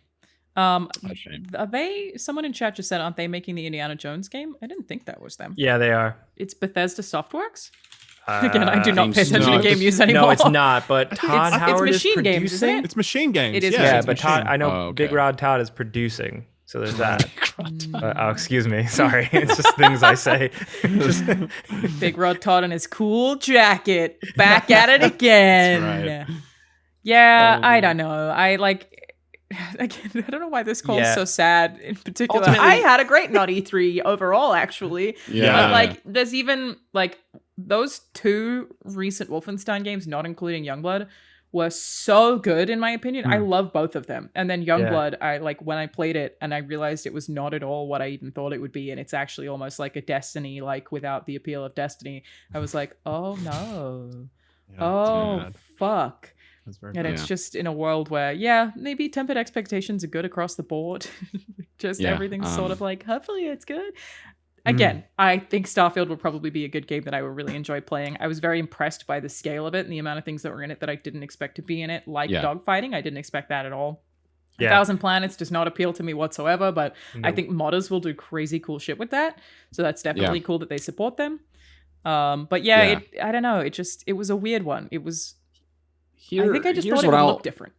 Yeah, here's what I'll say about Starfield. For me, Bethesda games, they've never played the best. They've not even necessarily looked the best, but it's once you are in the world and you're discovering the different quest lines and seeing all the different factions. Yeah, the vibes and all the different factions, how they that's when I get sold on a Bethesda game. And that's the stuff where you can't really convey, like Ralph said, in a trailer or an 18-minute thing or whatever. So if the vibes and the story and the world building is just as stellar as I felt, when I played Oblivion back in the day, then it might really surprise me and really blow me away. Fallout 3 is still one of my favorite games ever. I fucking love Fallout. Fair enough. And it's buggy as hell and it's disgusting and green for some reason. So green. The vibes, immaculate. Yeah. Oblivion for me, that was the first Bethesda game I got into, and it's still it's janky as fuck in so many ways, but man, there's something special about that game for me. The Gray Fox storyline, getting that mask where if you take it off, the guards stop following you because they don't recognize you. It has that special effect, and just cool items like that, cool spells you could, I don't know, it all Well, that's Just- ultimately what's keeping me like at least like I'm just like at least still paying attention. I'm still interested. I'm still gonna check it out because I'm holding on to like what I was thinking when they first announced this, or really when it was first starting to be leaked, was that it's like, oh, this is like they've done Fallout, Elder Scrolls, Fallout, like it's been this cycle, and this is something that they seem like they've clearly like wanted to make. They're making a new thing, so I'm like, okay. Yeah, that's still the thing holding my interest. The trailer didn't really do it for me, but I'm still like, all right, this is something they definitely want to make, and it's different. So Can I just say that they should not be making the next Fallout game because Todd has already announced that after Elder Scrolls, they're going to make Fallout 5. And it's like, dude, let another studio make that. Otherwise, we're all going to be 85 years old by the time that comes out. Yeah. At the very least. That's like there are lots of other for studios. sure. Yeah, there are lots of other studios that can do this. Obsidian. So just farm it out, please. Obsidian. New. I mean, they say that, but Obsidian is so small and they're already so loaded up on Dude, projects. it's That's true. they're making 4 games. That's right. And there's What? like 3 people that work at Obsidian, It's right? amazing. It's not going to happen. So impressive. Like, Yeah. and all their Yes. games are so uniquely good. I'm a Yeah. huge fan of Obsidian. Like, no idea really what Avowed is going to be like at this stage. I'm surprised we didn't see more of that. I guess that means it's further away. Don't know what that's actually going to play like. But that new game that they announced, I don't remember. Pentiment. Yes, it's like Yeah. fucking hell. This looks Dude. cool as shit. I'm That about looks very that. cool. And that's alongside Yeah. Avowed, right? That's That's no, about, was yeah, that- Avowed. That's Obsidian, and right? the Grounded They're busy. hitting 1.0 and Outer Worlds And 2 is coming. Grounded so. is supposedly like very successful for them. It's one of their most played Yeah. games ever. Oh, cool. That's And, great. Yeah, and yeah. TV shows in development. Yeah. That's right. They're That's just right. doing super well. Yeah, I would take an Obsidian if they can manage 4 games with the team their size. I don't know how they do it. No, Yeah, I think and the like next all of them Fallout are- game are good. Yeah. The next Fallout game needs to be like made by like deranged weirdos because the original Fallout games are just so weird and wild. Like they need that energy back. Yeah. Hideo Kojima. Give Fallout it to game. whoever's making Wasteland now. Oh, yeah, he's That's using what I cloud keep saying. tech. I keep saying In Exile. In They're Exile, making- that's it. that is the perfect fit for like New Vegas, tour. or 'Cause whatever. Wasteland's Yeah, still I mean, weird. Wasteland is pretty much. Wasteland is weird, and it also hasn't really cut through. Like it's a cool franchise, Yeah. but if they were to jump onto a Fallout game, Yeah. I think that studio deserves to have. Like it'd be cool if Wasteland was that big, absolutely. But the reality is it's not, and if it would be cool for them to take a big project like that and get the recognition they deserve. You Because could even take they the are story of super Wasteland talented. 1 and 2 and then put it in Fallout. Like you don't even just make it a Fallout skin remake, and everyone Sure. would be like, "Great, this is great. I love it." Wasteland Yeah. rules. Wasteland 3, like I would Yeah. be curious to see how much that sold. I don't know. Never finished I it, but feel like no one talked about it. 2 It was million one of players my. since launch. It was one of my games of the year. Loved it. Like that year. It was one of the best RPGs I've played in a long time. If anyone hasn't played Wasteland 3, I really strongly recommend going to play it Damn. because in every aspect, it is a fantastically made game. I just feel like their style of video game does not appeal to a lot of people. No, absolutely. Which is unfortunate. So yeah, it doesn't look like it. Because considering how hardcore it is, I feel like the sales are impressive, and Game Pass probably helped. Yeah, I imagine a lot of that is Game Pass. I imagine. Yeah, Just, but like, it's booting not it up. a tremendous amount. No. For me, Wasteland is one of those games where, like, when you glimpse at it, it doesn't look particularly like wow-inducing, but it's only once you really dive into it and you give it a chance where it really unfurls and shows you what it's made of. So engrossing. It's nuts, dude. Like really great writing. Like just so stressful. Yes. Oh, the combat is so brutal. You're just like, man, relax. Yeah. Give me a shot. Like you load into a combat encounter and immediately the enemy has made like 8 moves and dropped 4 nukes on your head and everyone's and you're like, drowning. oh. It's just And now that it's shit like, gets oh, out of now hand it's so my turn. fast. Yeah. They are really good. I would take them making a Fallout if that was a thing That'd be that cool. was possible. What else came out of Xbox Bethesda showcase? Again, Starfield was the big one, and I feel like the reception has been pretty mixed across the board. I'm comforted that you guys feel similarly. I was like, am I nuts? Is this just like kind of like I'm still excited, but Yeah. I had More overhyped it. positively leaning mixed, but still Yes, like positive not mixed. fully on board. Yeah. But I don't know that it was ever really going to live up to the expectations. Yeah. And I don't know if it's like because it's a new IP and people just don't know what to expect from it. Because if it's Elder Scrolls, everyone's going to freak out about Elder Scrolls because it's fucking Elder Scrolls. But I don't know if that in part has to do with it. And Starfield just are like from a stylistic standpoint looks a little more generic than I'm used to. Like Fallout has such a strong identity. You look at Fallout, you know it's Fallout. Elder Scrolls has all these different lands and landscapes and like when races and races and fantastical environments and all these things. And when you see Elder Scrolls, you know it's Elder Scrolls. Starfield, it's like okay, it's like astronauts. Okay, cool. Yeah, we've seen astronauts. Disappointed by the lack of aliens. Right. Surprising. Right. There's like some creatures, some critters. I think they might be there. hidden. That like you'll go find aliens because I was like, really, just a bunch of humans? Come on. We need 1,000 aliens. planets. Yeah, if I don't get some aliens I can do a nice kiss on, I don't want nothing to do with it. Kiss upon. I shall kiss upon you, Garrus, in every universe possible. What do you guys think about the whole 1,000 planets thing? Because to me, that feels like a 16 times the detail kind of marketing thing. Like it's probably going to be a thing that's true, but I don't think it's really as big a deal as they're making it out to be. Same as No Man's Sky. I think it's going to be a bunch of planets that you can visit that largely have nothing on them. And I think that like doesn't appeal to me. Like I'd worry about it if it meant that the resources went to those instead of going on things that I actually care about. I have no tangible way of knowing if that's the case. Yeah.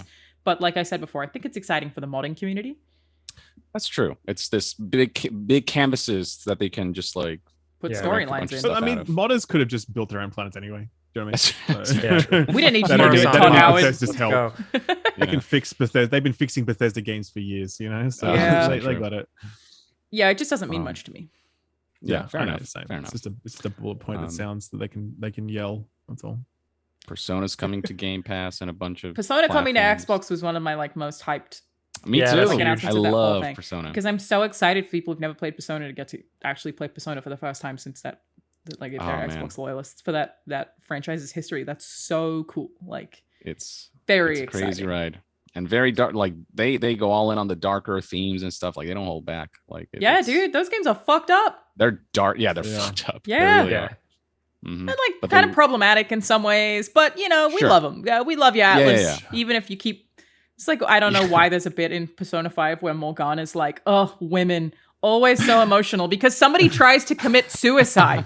Yeah. Oh man. Jeez. What? Why Morgana? Like it's so weird. There's a lot of that shit. And they try to commit suicide for a very serious reason. And he's literally like, women, so emotional. Fucking hell. But we love him. Yeah, so got those characters.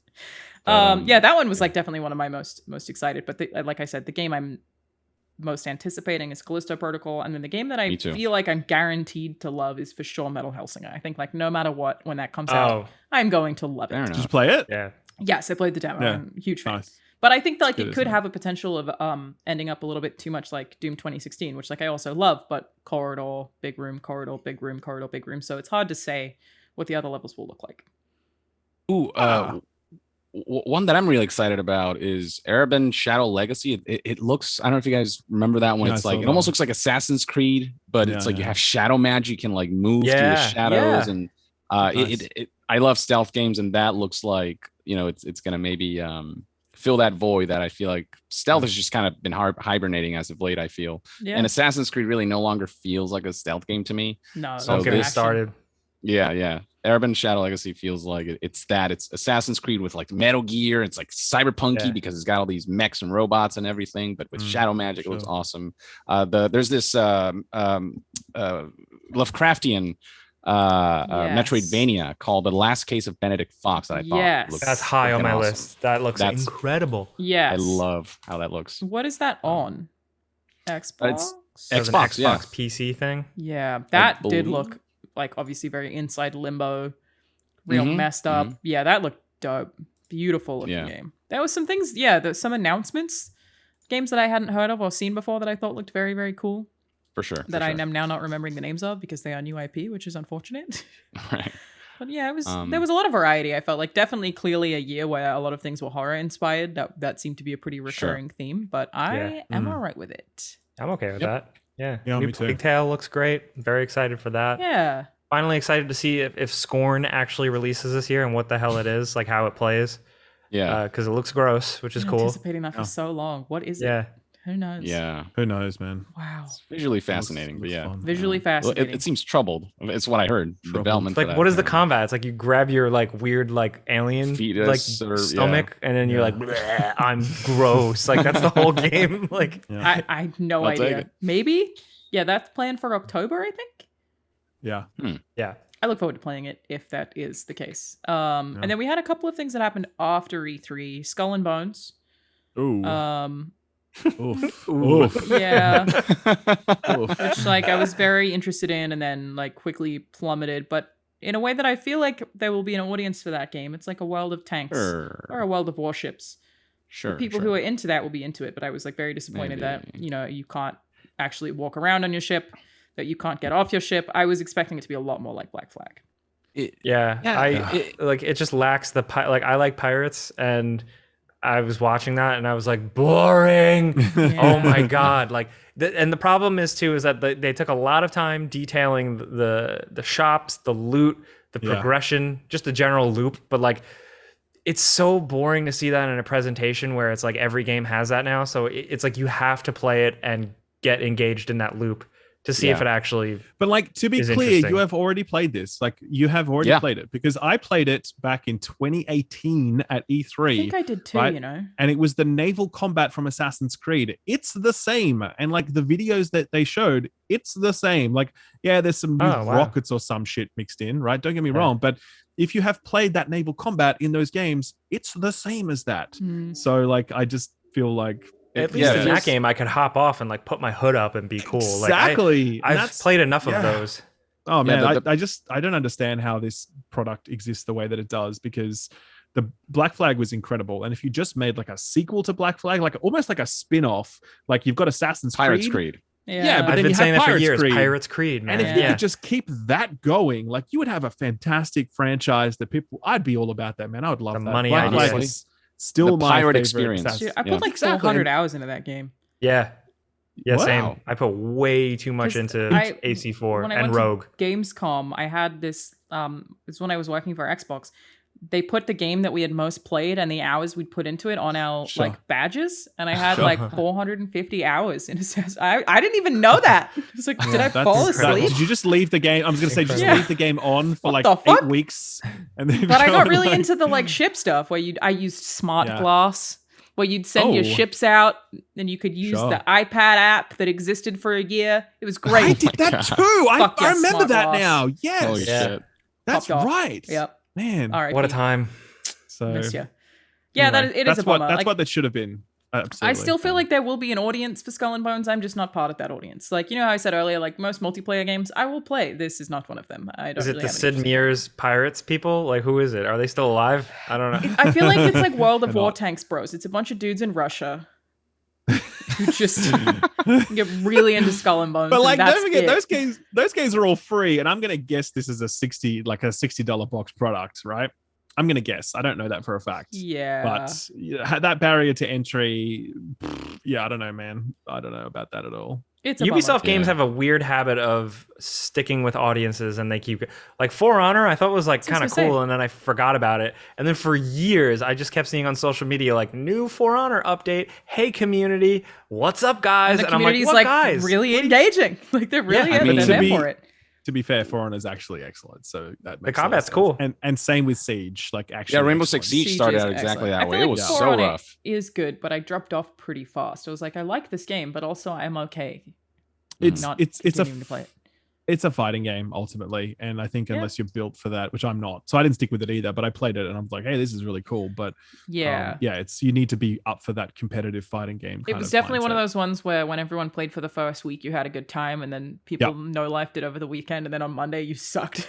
I guess that's it for me. Totally Never mind. Figured out the meta and whatever. Yeah, but I do feel like it will have an audience. I just don't think I'm that audience. I don't think I'm going to play much of it. And then the other one is obviously Stray came out this very week. Yes. You all played it?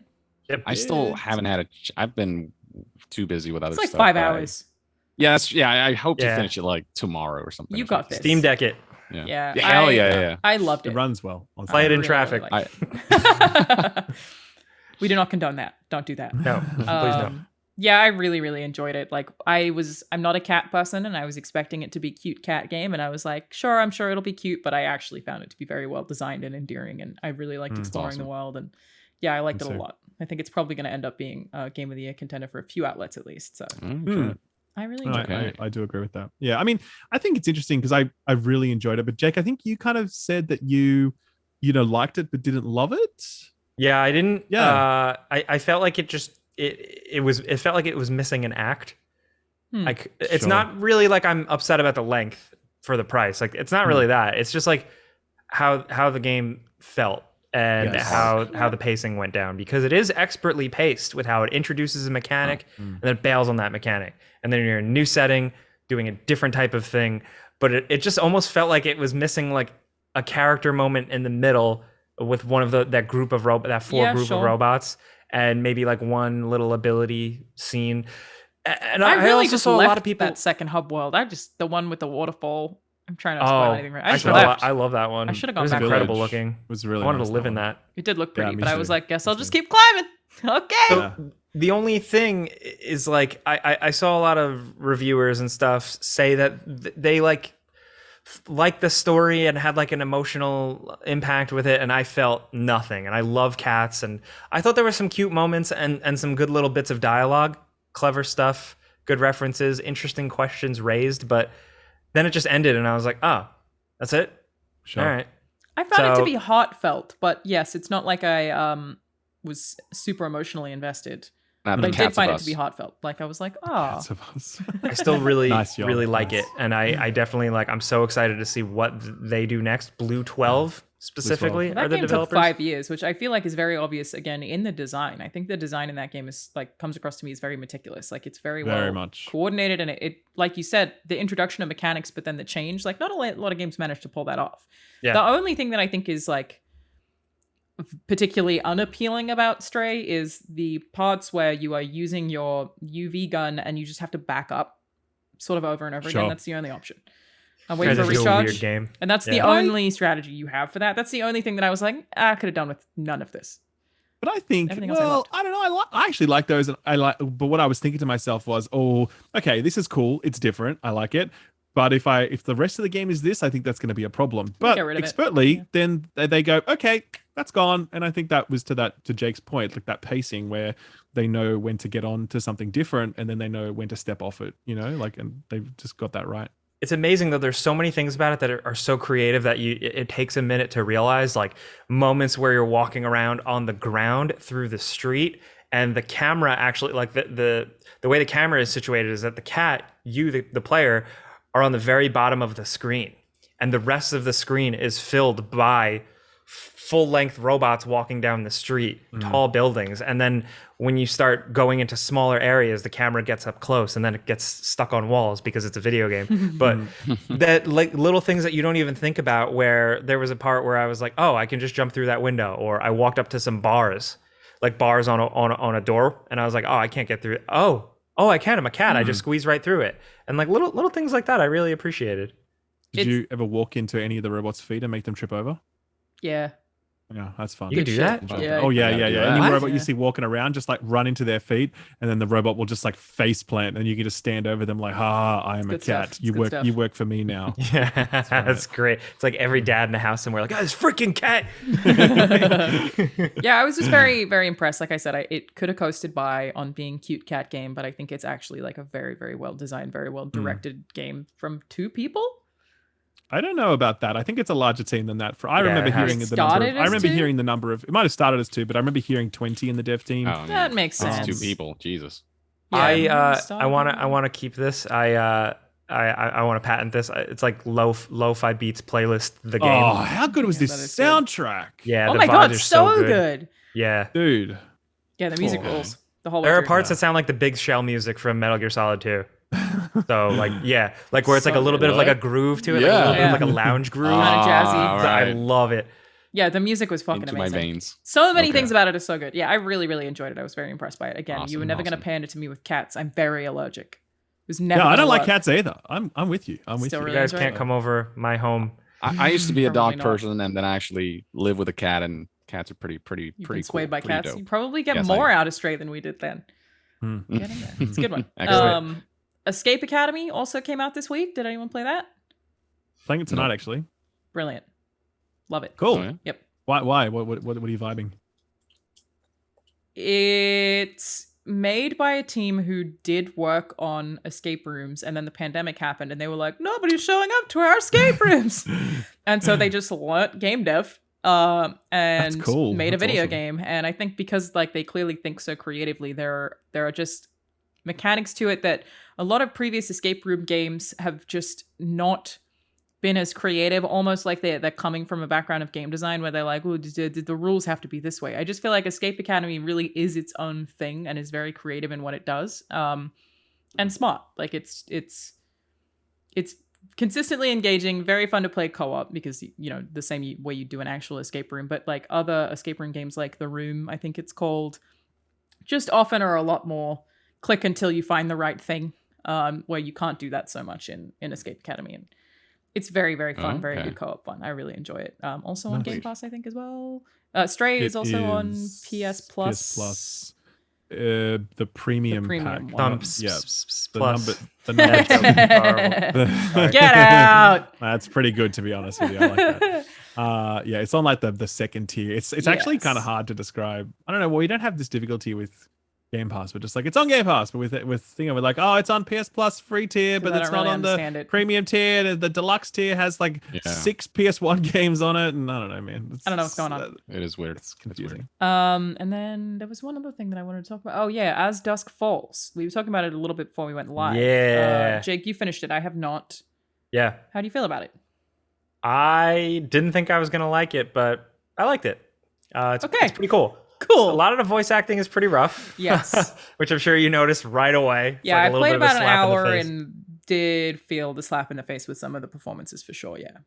Yeah. The one thing that I like though is that it just told a semi-interesting story. It's a little bit different than a video game story. It feels a little bit more like a Breaking Bad or a Justified type of thing. Like it's a very like American weird tale about like a bank robbery and redneck families, and like it actually spans multiple time periods. And I thought it was pretty cool, and it was fun to see how it played out, specifically with making the branching decisions where they really make you like I was getting like worked up. Like I was like, oh hell no, and I like picked the other option, or I was like, how could you do that? And then I pick it. Like I actually like got into it, and I was really surprised because I like these types of games.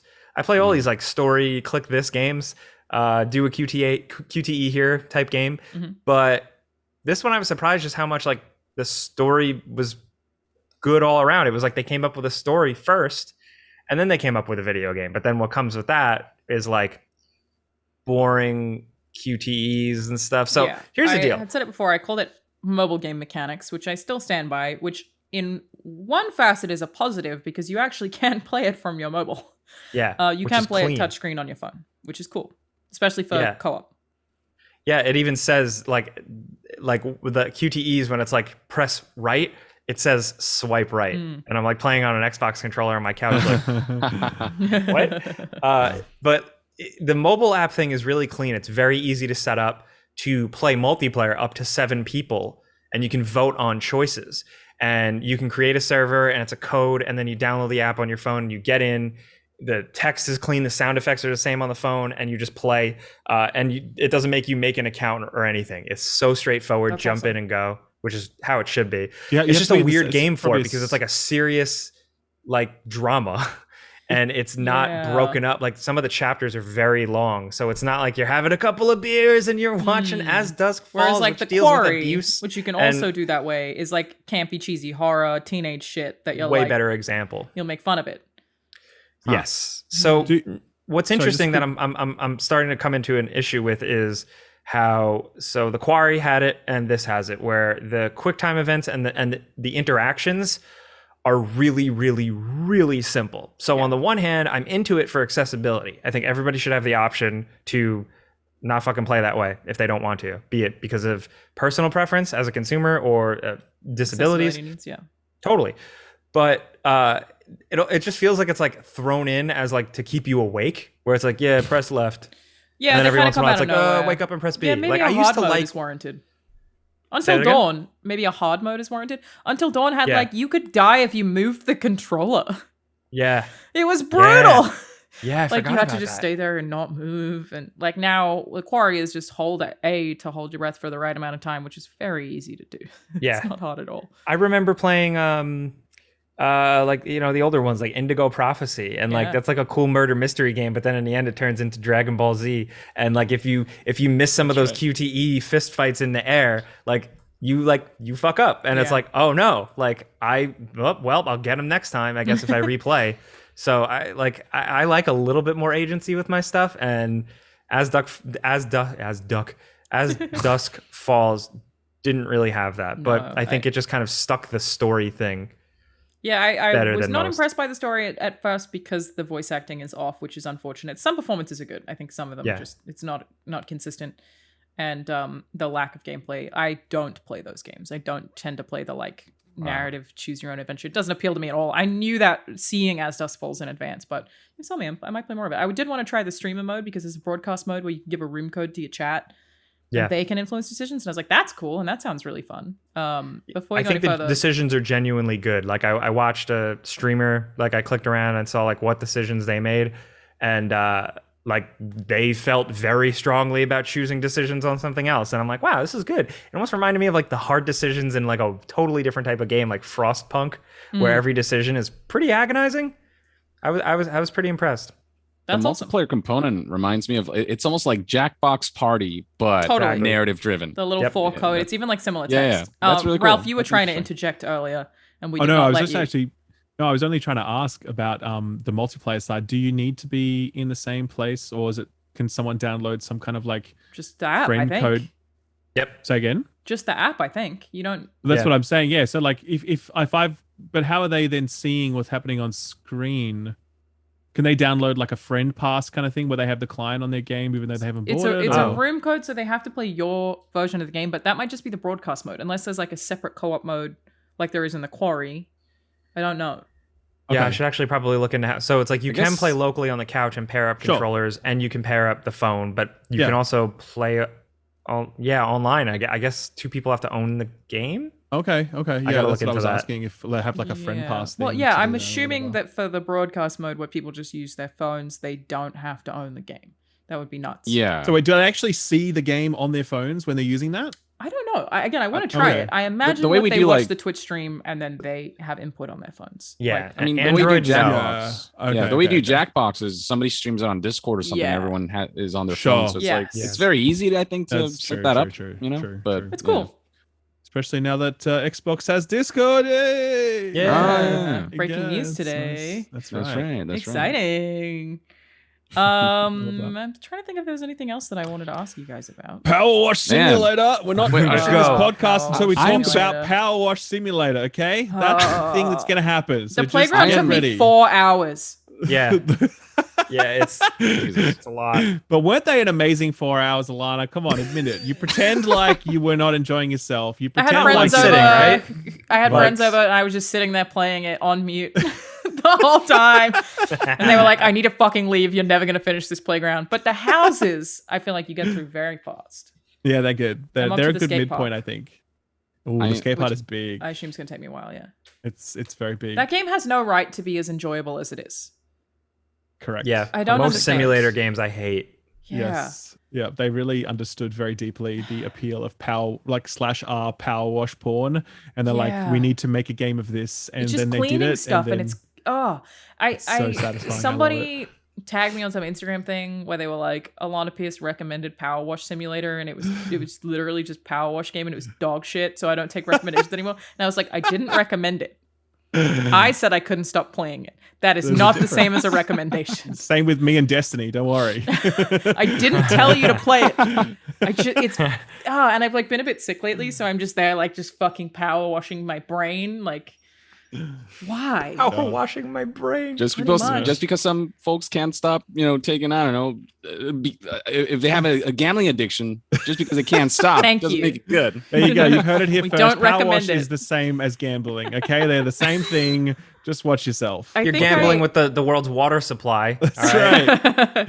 But you get the like pleasure of power washing that universally everybody understands. But you don't have to lug around any machinery. You just power wash. I also went for the achievement where you have to get the soccer ball up the playground slide. And I didn't know that one. Oh my god, it took me so long. Like to the extent that I almost hated the game. Like Sounds like an abusive relationship, this game. Yeah, there's just something about it, man. It's like good. it's like dating someone who's like just very addictive for no reason. They don't give you anything back, just occasionally a nice ding. I was gonna say you're dating someone who's really dirty. Interesting. And you just get a wash. I'm scared to try this. I wouldn't recommend it. But It is really actually like the second highest rated game of the year on Steam after the God of War's PC port. Holy That's a shit. real thing. Right. So Sounds about it's right. not just like weird nerds who are into it and us. It's like basically everyone that plays it. It's just so So, satisfying. I feel like I should make a video about it. I think I'm gonna. I was Dude, also I going would to, watch and the then I shit was out of like, that. I just want to sit on my couch and play it. I was like, no. But I think when you do your Q&A videos, right, it's the perfect one. We're like, I'm just going to do some Q&A, and if you have People you in the corner ask about power washing while Do a answering let's play questions, Q&A. That's that's true. like the old. Let's That's like play the Q&A. old. The old like leafy videos or whatever. Where they used to have the people doing the Counter Strike. Yeah. That thing where that they Yeah, understood and they that there are talk of it certain for some games- reason. Correct, but there Yeah. are certain games where you just watch it and that's okay. Like it's just got that watchable quality Yeah. where it doesn't Yeah, matter okay. what bullshit someone's spouting in the background. You're okay just to keep watching. It's Yeah. true. Yeah. Yeah, that's a good idea. I want to do that with like the old SpongeBob Krusty Krab burger flipping flash game on Man of culture. Nickelodeon.com. And I'll be like, hey guys, so today we're going to talk about this YouTube drama. And it's just me as SpongeBob flipping the I burger and fully adding the forgot tomato. about that era of YouTube where people were playing Oh. Counter-Strike and COD, but like talking about drama. Correct. Millionaires, all of them. Oh, That's now right. They for all- sure. They For all got sure. yeah. Wild. Yeah, Ralph, why do you think it's good? I can't articulate it. Power wash. Yeah. I've never really. I mean, like, it's just part of me got all like philosophical and being like, life is hard.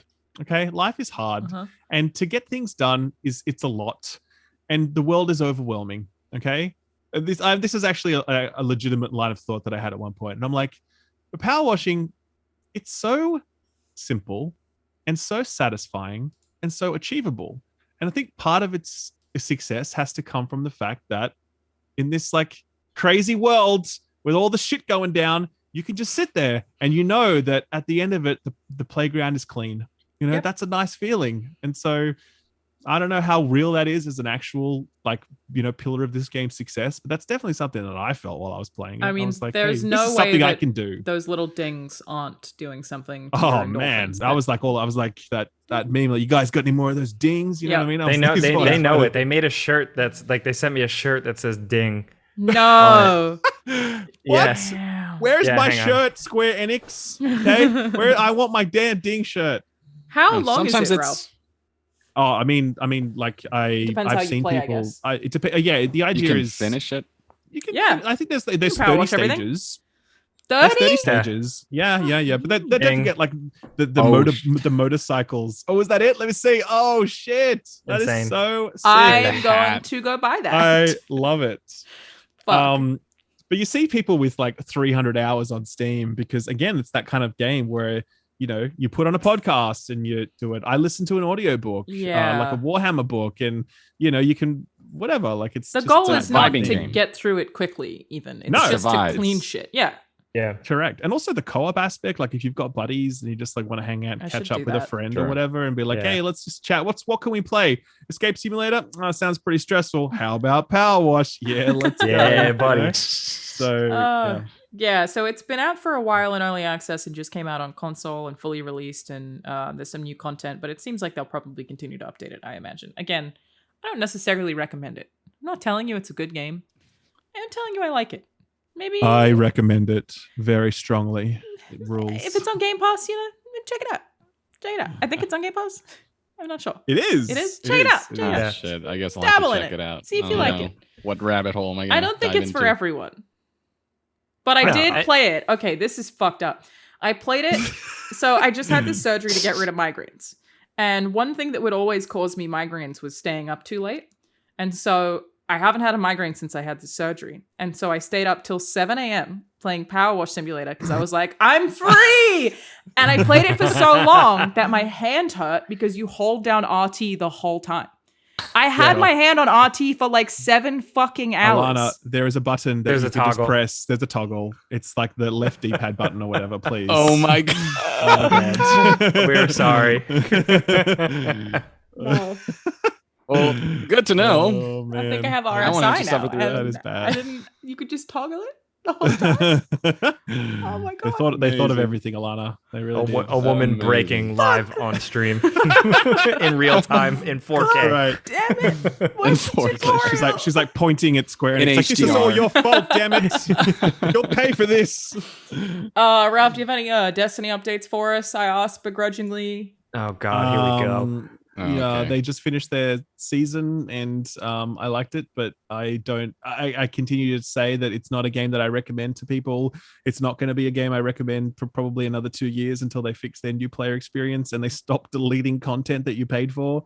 But who knows if that'll ever happen. But look, the bottom line is if you are a Destiny fan, you already know everything that I'm saying. You are already playing it and you are already happy. Anybody else that's not a Destiny fan, good. Stay that way for at least a little while and check in a bit later. That's the TLDR on Destiny. Great. Fascinating. Appreciate the update. Yeah. All right. How have we not brought up Dragon's Dogma 2 yet? Oh my God. I guess there's not that much to say other than Coming in holy from shit. left field. That was my most hyped do it. announcement, but it's still not my most anticipated game because it's like, well, we didn't really haven't see seen it. anything. Cool t-shirt Yeah, though. yeah. Cool t-shirt. Yeah, I I never was thought sure they'd like, do it. oh, they announced the what is it, the 10th anniversary thing, and I'm like, oh cool, this could be it, because they're like, hey, fans and newcomers might want to tune in, but Dude, then like they When I start was going through the watching whole it history. and it's 13 minutes and there's only 30 seconds left, I Yeah. was like, it's not happening. It's not happening. It's not happening. That's how. And then boom, Oh baby! my And I God. screamed. So I lost Great my mind. review. Still never played the first, by the way. What, Dude. can you give me like the 15-second, like this is why everyone absolutely froths Easy. Dragon's Dogma. it's like open world D&D with Devil May Cry-ish combat and Shadow of Colossus style climbing on monsters. And some Dark Soulsiness, but also the and story some is Dark Souls. fantastic. And Yeah. the world Yeah. evolves so much. Yeah. I think it's described every single game all at once and the best version. And it of each does of it them. the So, you best. know, okay, Yeah. right. Okay. The Basically, pawn what it- system look, as well, it fucking rules. Yeah. It rules, man. Japanese developers decided to make a Western like medieval fantasy game. Yeah, Yeah. like it was inspired by Dungeons and Dragons, the whole like gathering a party together and going, and that's where you can like bring in other people's like characters that they made, and then like you can import them and tag along with them. Like it's a really Do you think- fascinating. Do you think it holds up? Like if I was to play it tomorrow, do you Yeah. think I'll be like, Yeah, I think it would hold up. There are some rough edges. Oh but, yeah, it's not um, a clean game. yeah.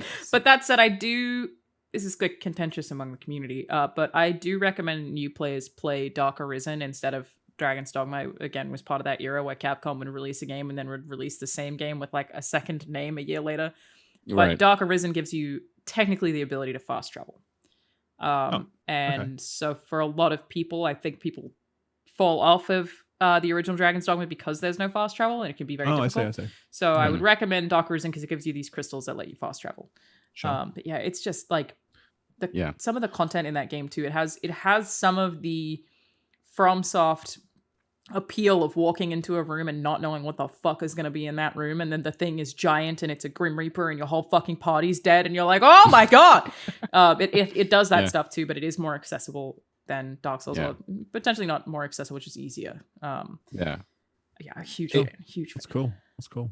Definitely Yeah, its own they're- distinct personality and style. Yeah, there are enough rough edges where I know like some Yeah. people couldn't quite get through it, but if you power through it, I think you're gonna find like you're gonna get why so many people are fascinated by this and why so many people want a sequel, because if they can take that to the next level with a sequel, it's gonna be amazing. Well, the pawn cool. system was like clearly D&D inspired in a really cool way. You basically The get what to system? pawn. You shouldn't Pawn. question it, Ralph. Everyone else always questions it. You pronounce pawn the same way I do. Okay. Oh, okay. Sorry. PAWN porn. I really did think my head PORN. I'm like, what? and then you said no, it again. I'm like, that's Yakuza.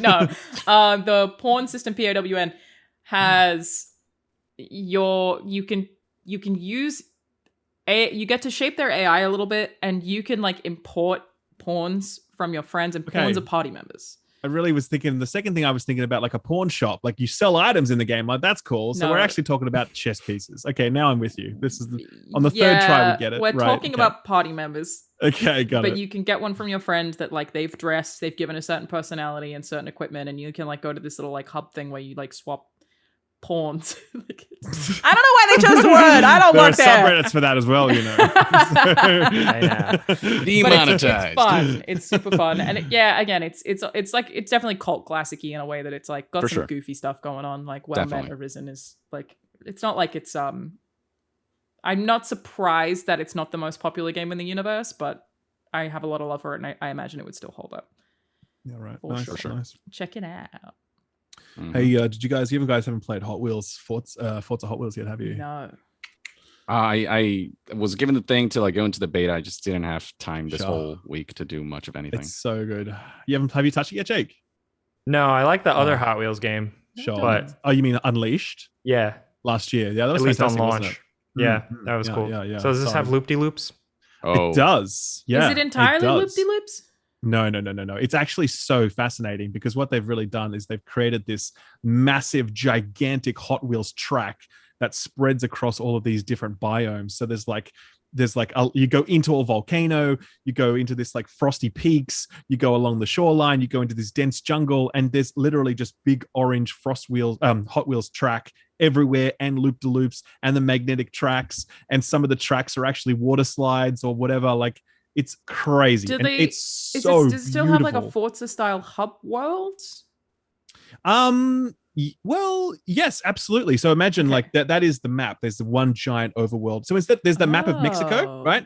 And then separately, there's now the Forza Hot Wheels map that has lots of different race events across it. But it's a huge map. Like I don't even know how long it would take. Where racers go when they die.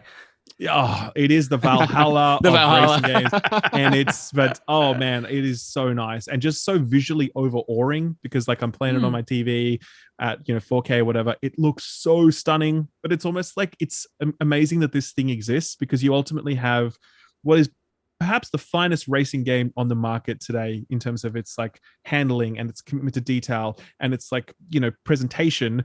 But they've also made just a goofy ass Hot Wheels game, and it's like, that's incredible. Like no other there's no way you could have got that amount of money into the Hot Wheels game. Even Hot Wheels Unleashed last year, which was fantastic, doesn't hold a candle to this in terms of presentation, So I really recommend Forza Horizon. But I think I asked this before we went live. I know that Forza Horizon has previously had Hot Wheels content. Is it different from that? I actually wouldn't know because I didn't play the number 3 one, so I can say. But gotcha. Either way, are you using your cars or are you using like specific Hot Wheels cars? You can use any cars you like. You can use your Halo Warthog on the Hot Wheels track, and it's fine. Nice. But there's also a whole bunch of new Hot Wheels cars as well. And there are these really cool missions that they tell you the history of Hot Wheels while you're doing them. So you're like racing this race, and they're like, Hot Wheels started back at this period where this guy met this friend, and he's like, we want to make little cars, and they tell you the whole history of the franchise. That's pretty cool. And I love it. I'm like, I love these missions. Let's go. More Hot Wheels history, please. Forza Horizon's so good in general. I just finished 4, though. Oh, okay. Is that the UK one? 5 is the most. So I just finished the UK one like a few weeks ago for no reason. So then I feel like I need a break before I play 5, even though I know 5 is supposed to be incredible. I'm just like, I need to wait. I've played every Forza Horizon game. It's just need a couple more years in there, Sure. And then I'll get right into Hot Wheels, and I'll let you know what I think when we still do this show when the next Fallout comes out.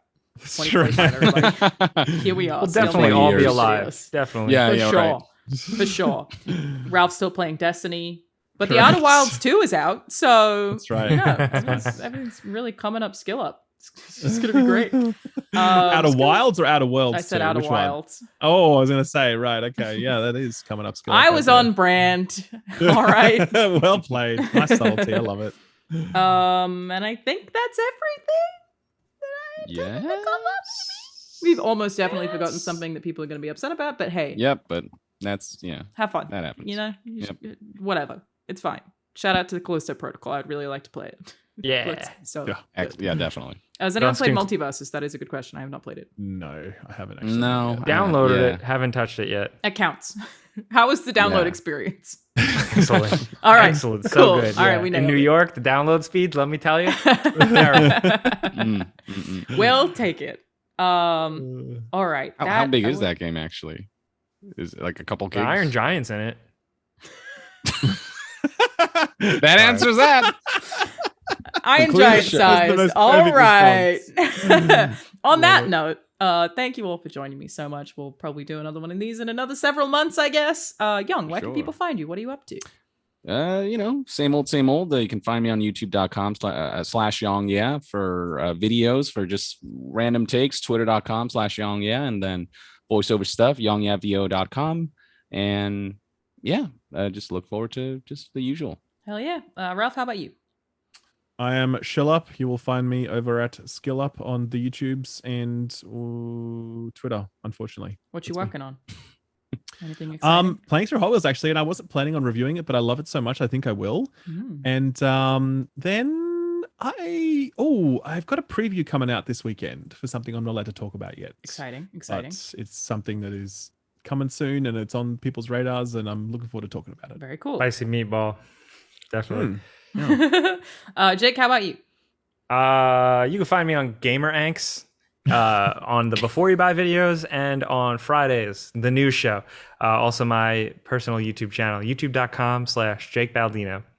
The two of you also And just Twitter. started a new podcast. We did. Yes, we're having a That's baby. right. Yes, we are. That's Yeah. right. Friends Per Second podcast. It's available on podcast platforms and also on the SkillUp channel. We do that every 2 weeks with the Completionist and Lucy James. Very good people. And it's been super fun. I had a good time. Yeah, so far so Awesome. good. Check that out. Yeah. Thank you all for joining me. Thanks to everyone in the chat. And we'll see you guys next time. YongYea. Every time. Every This is time. so good.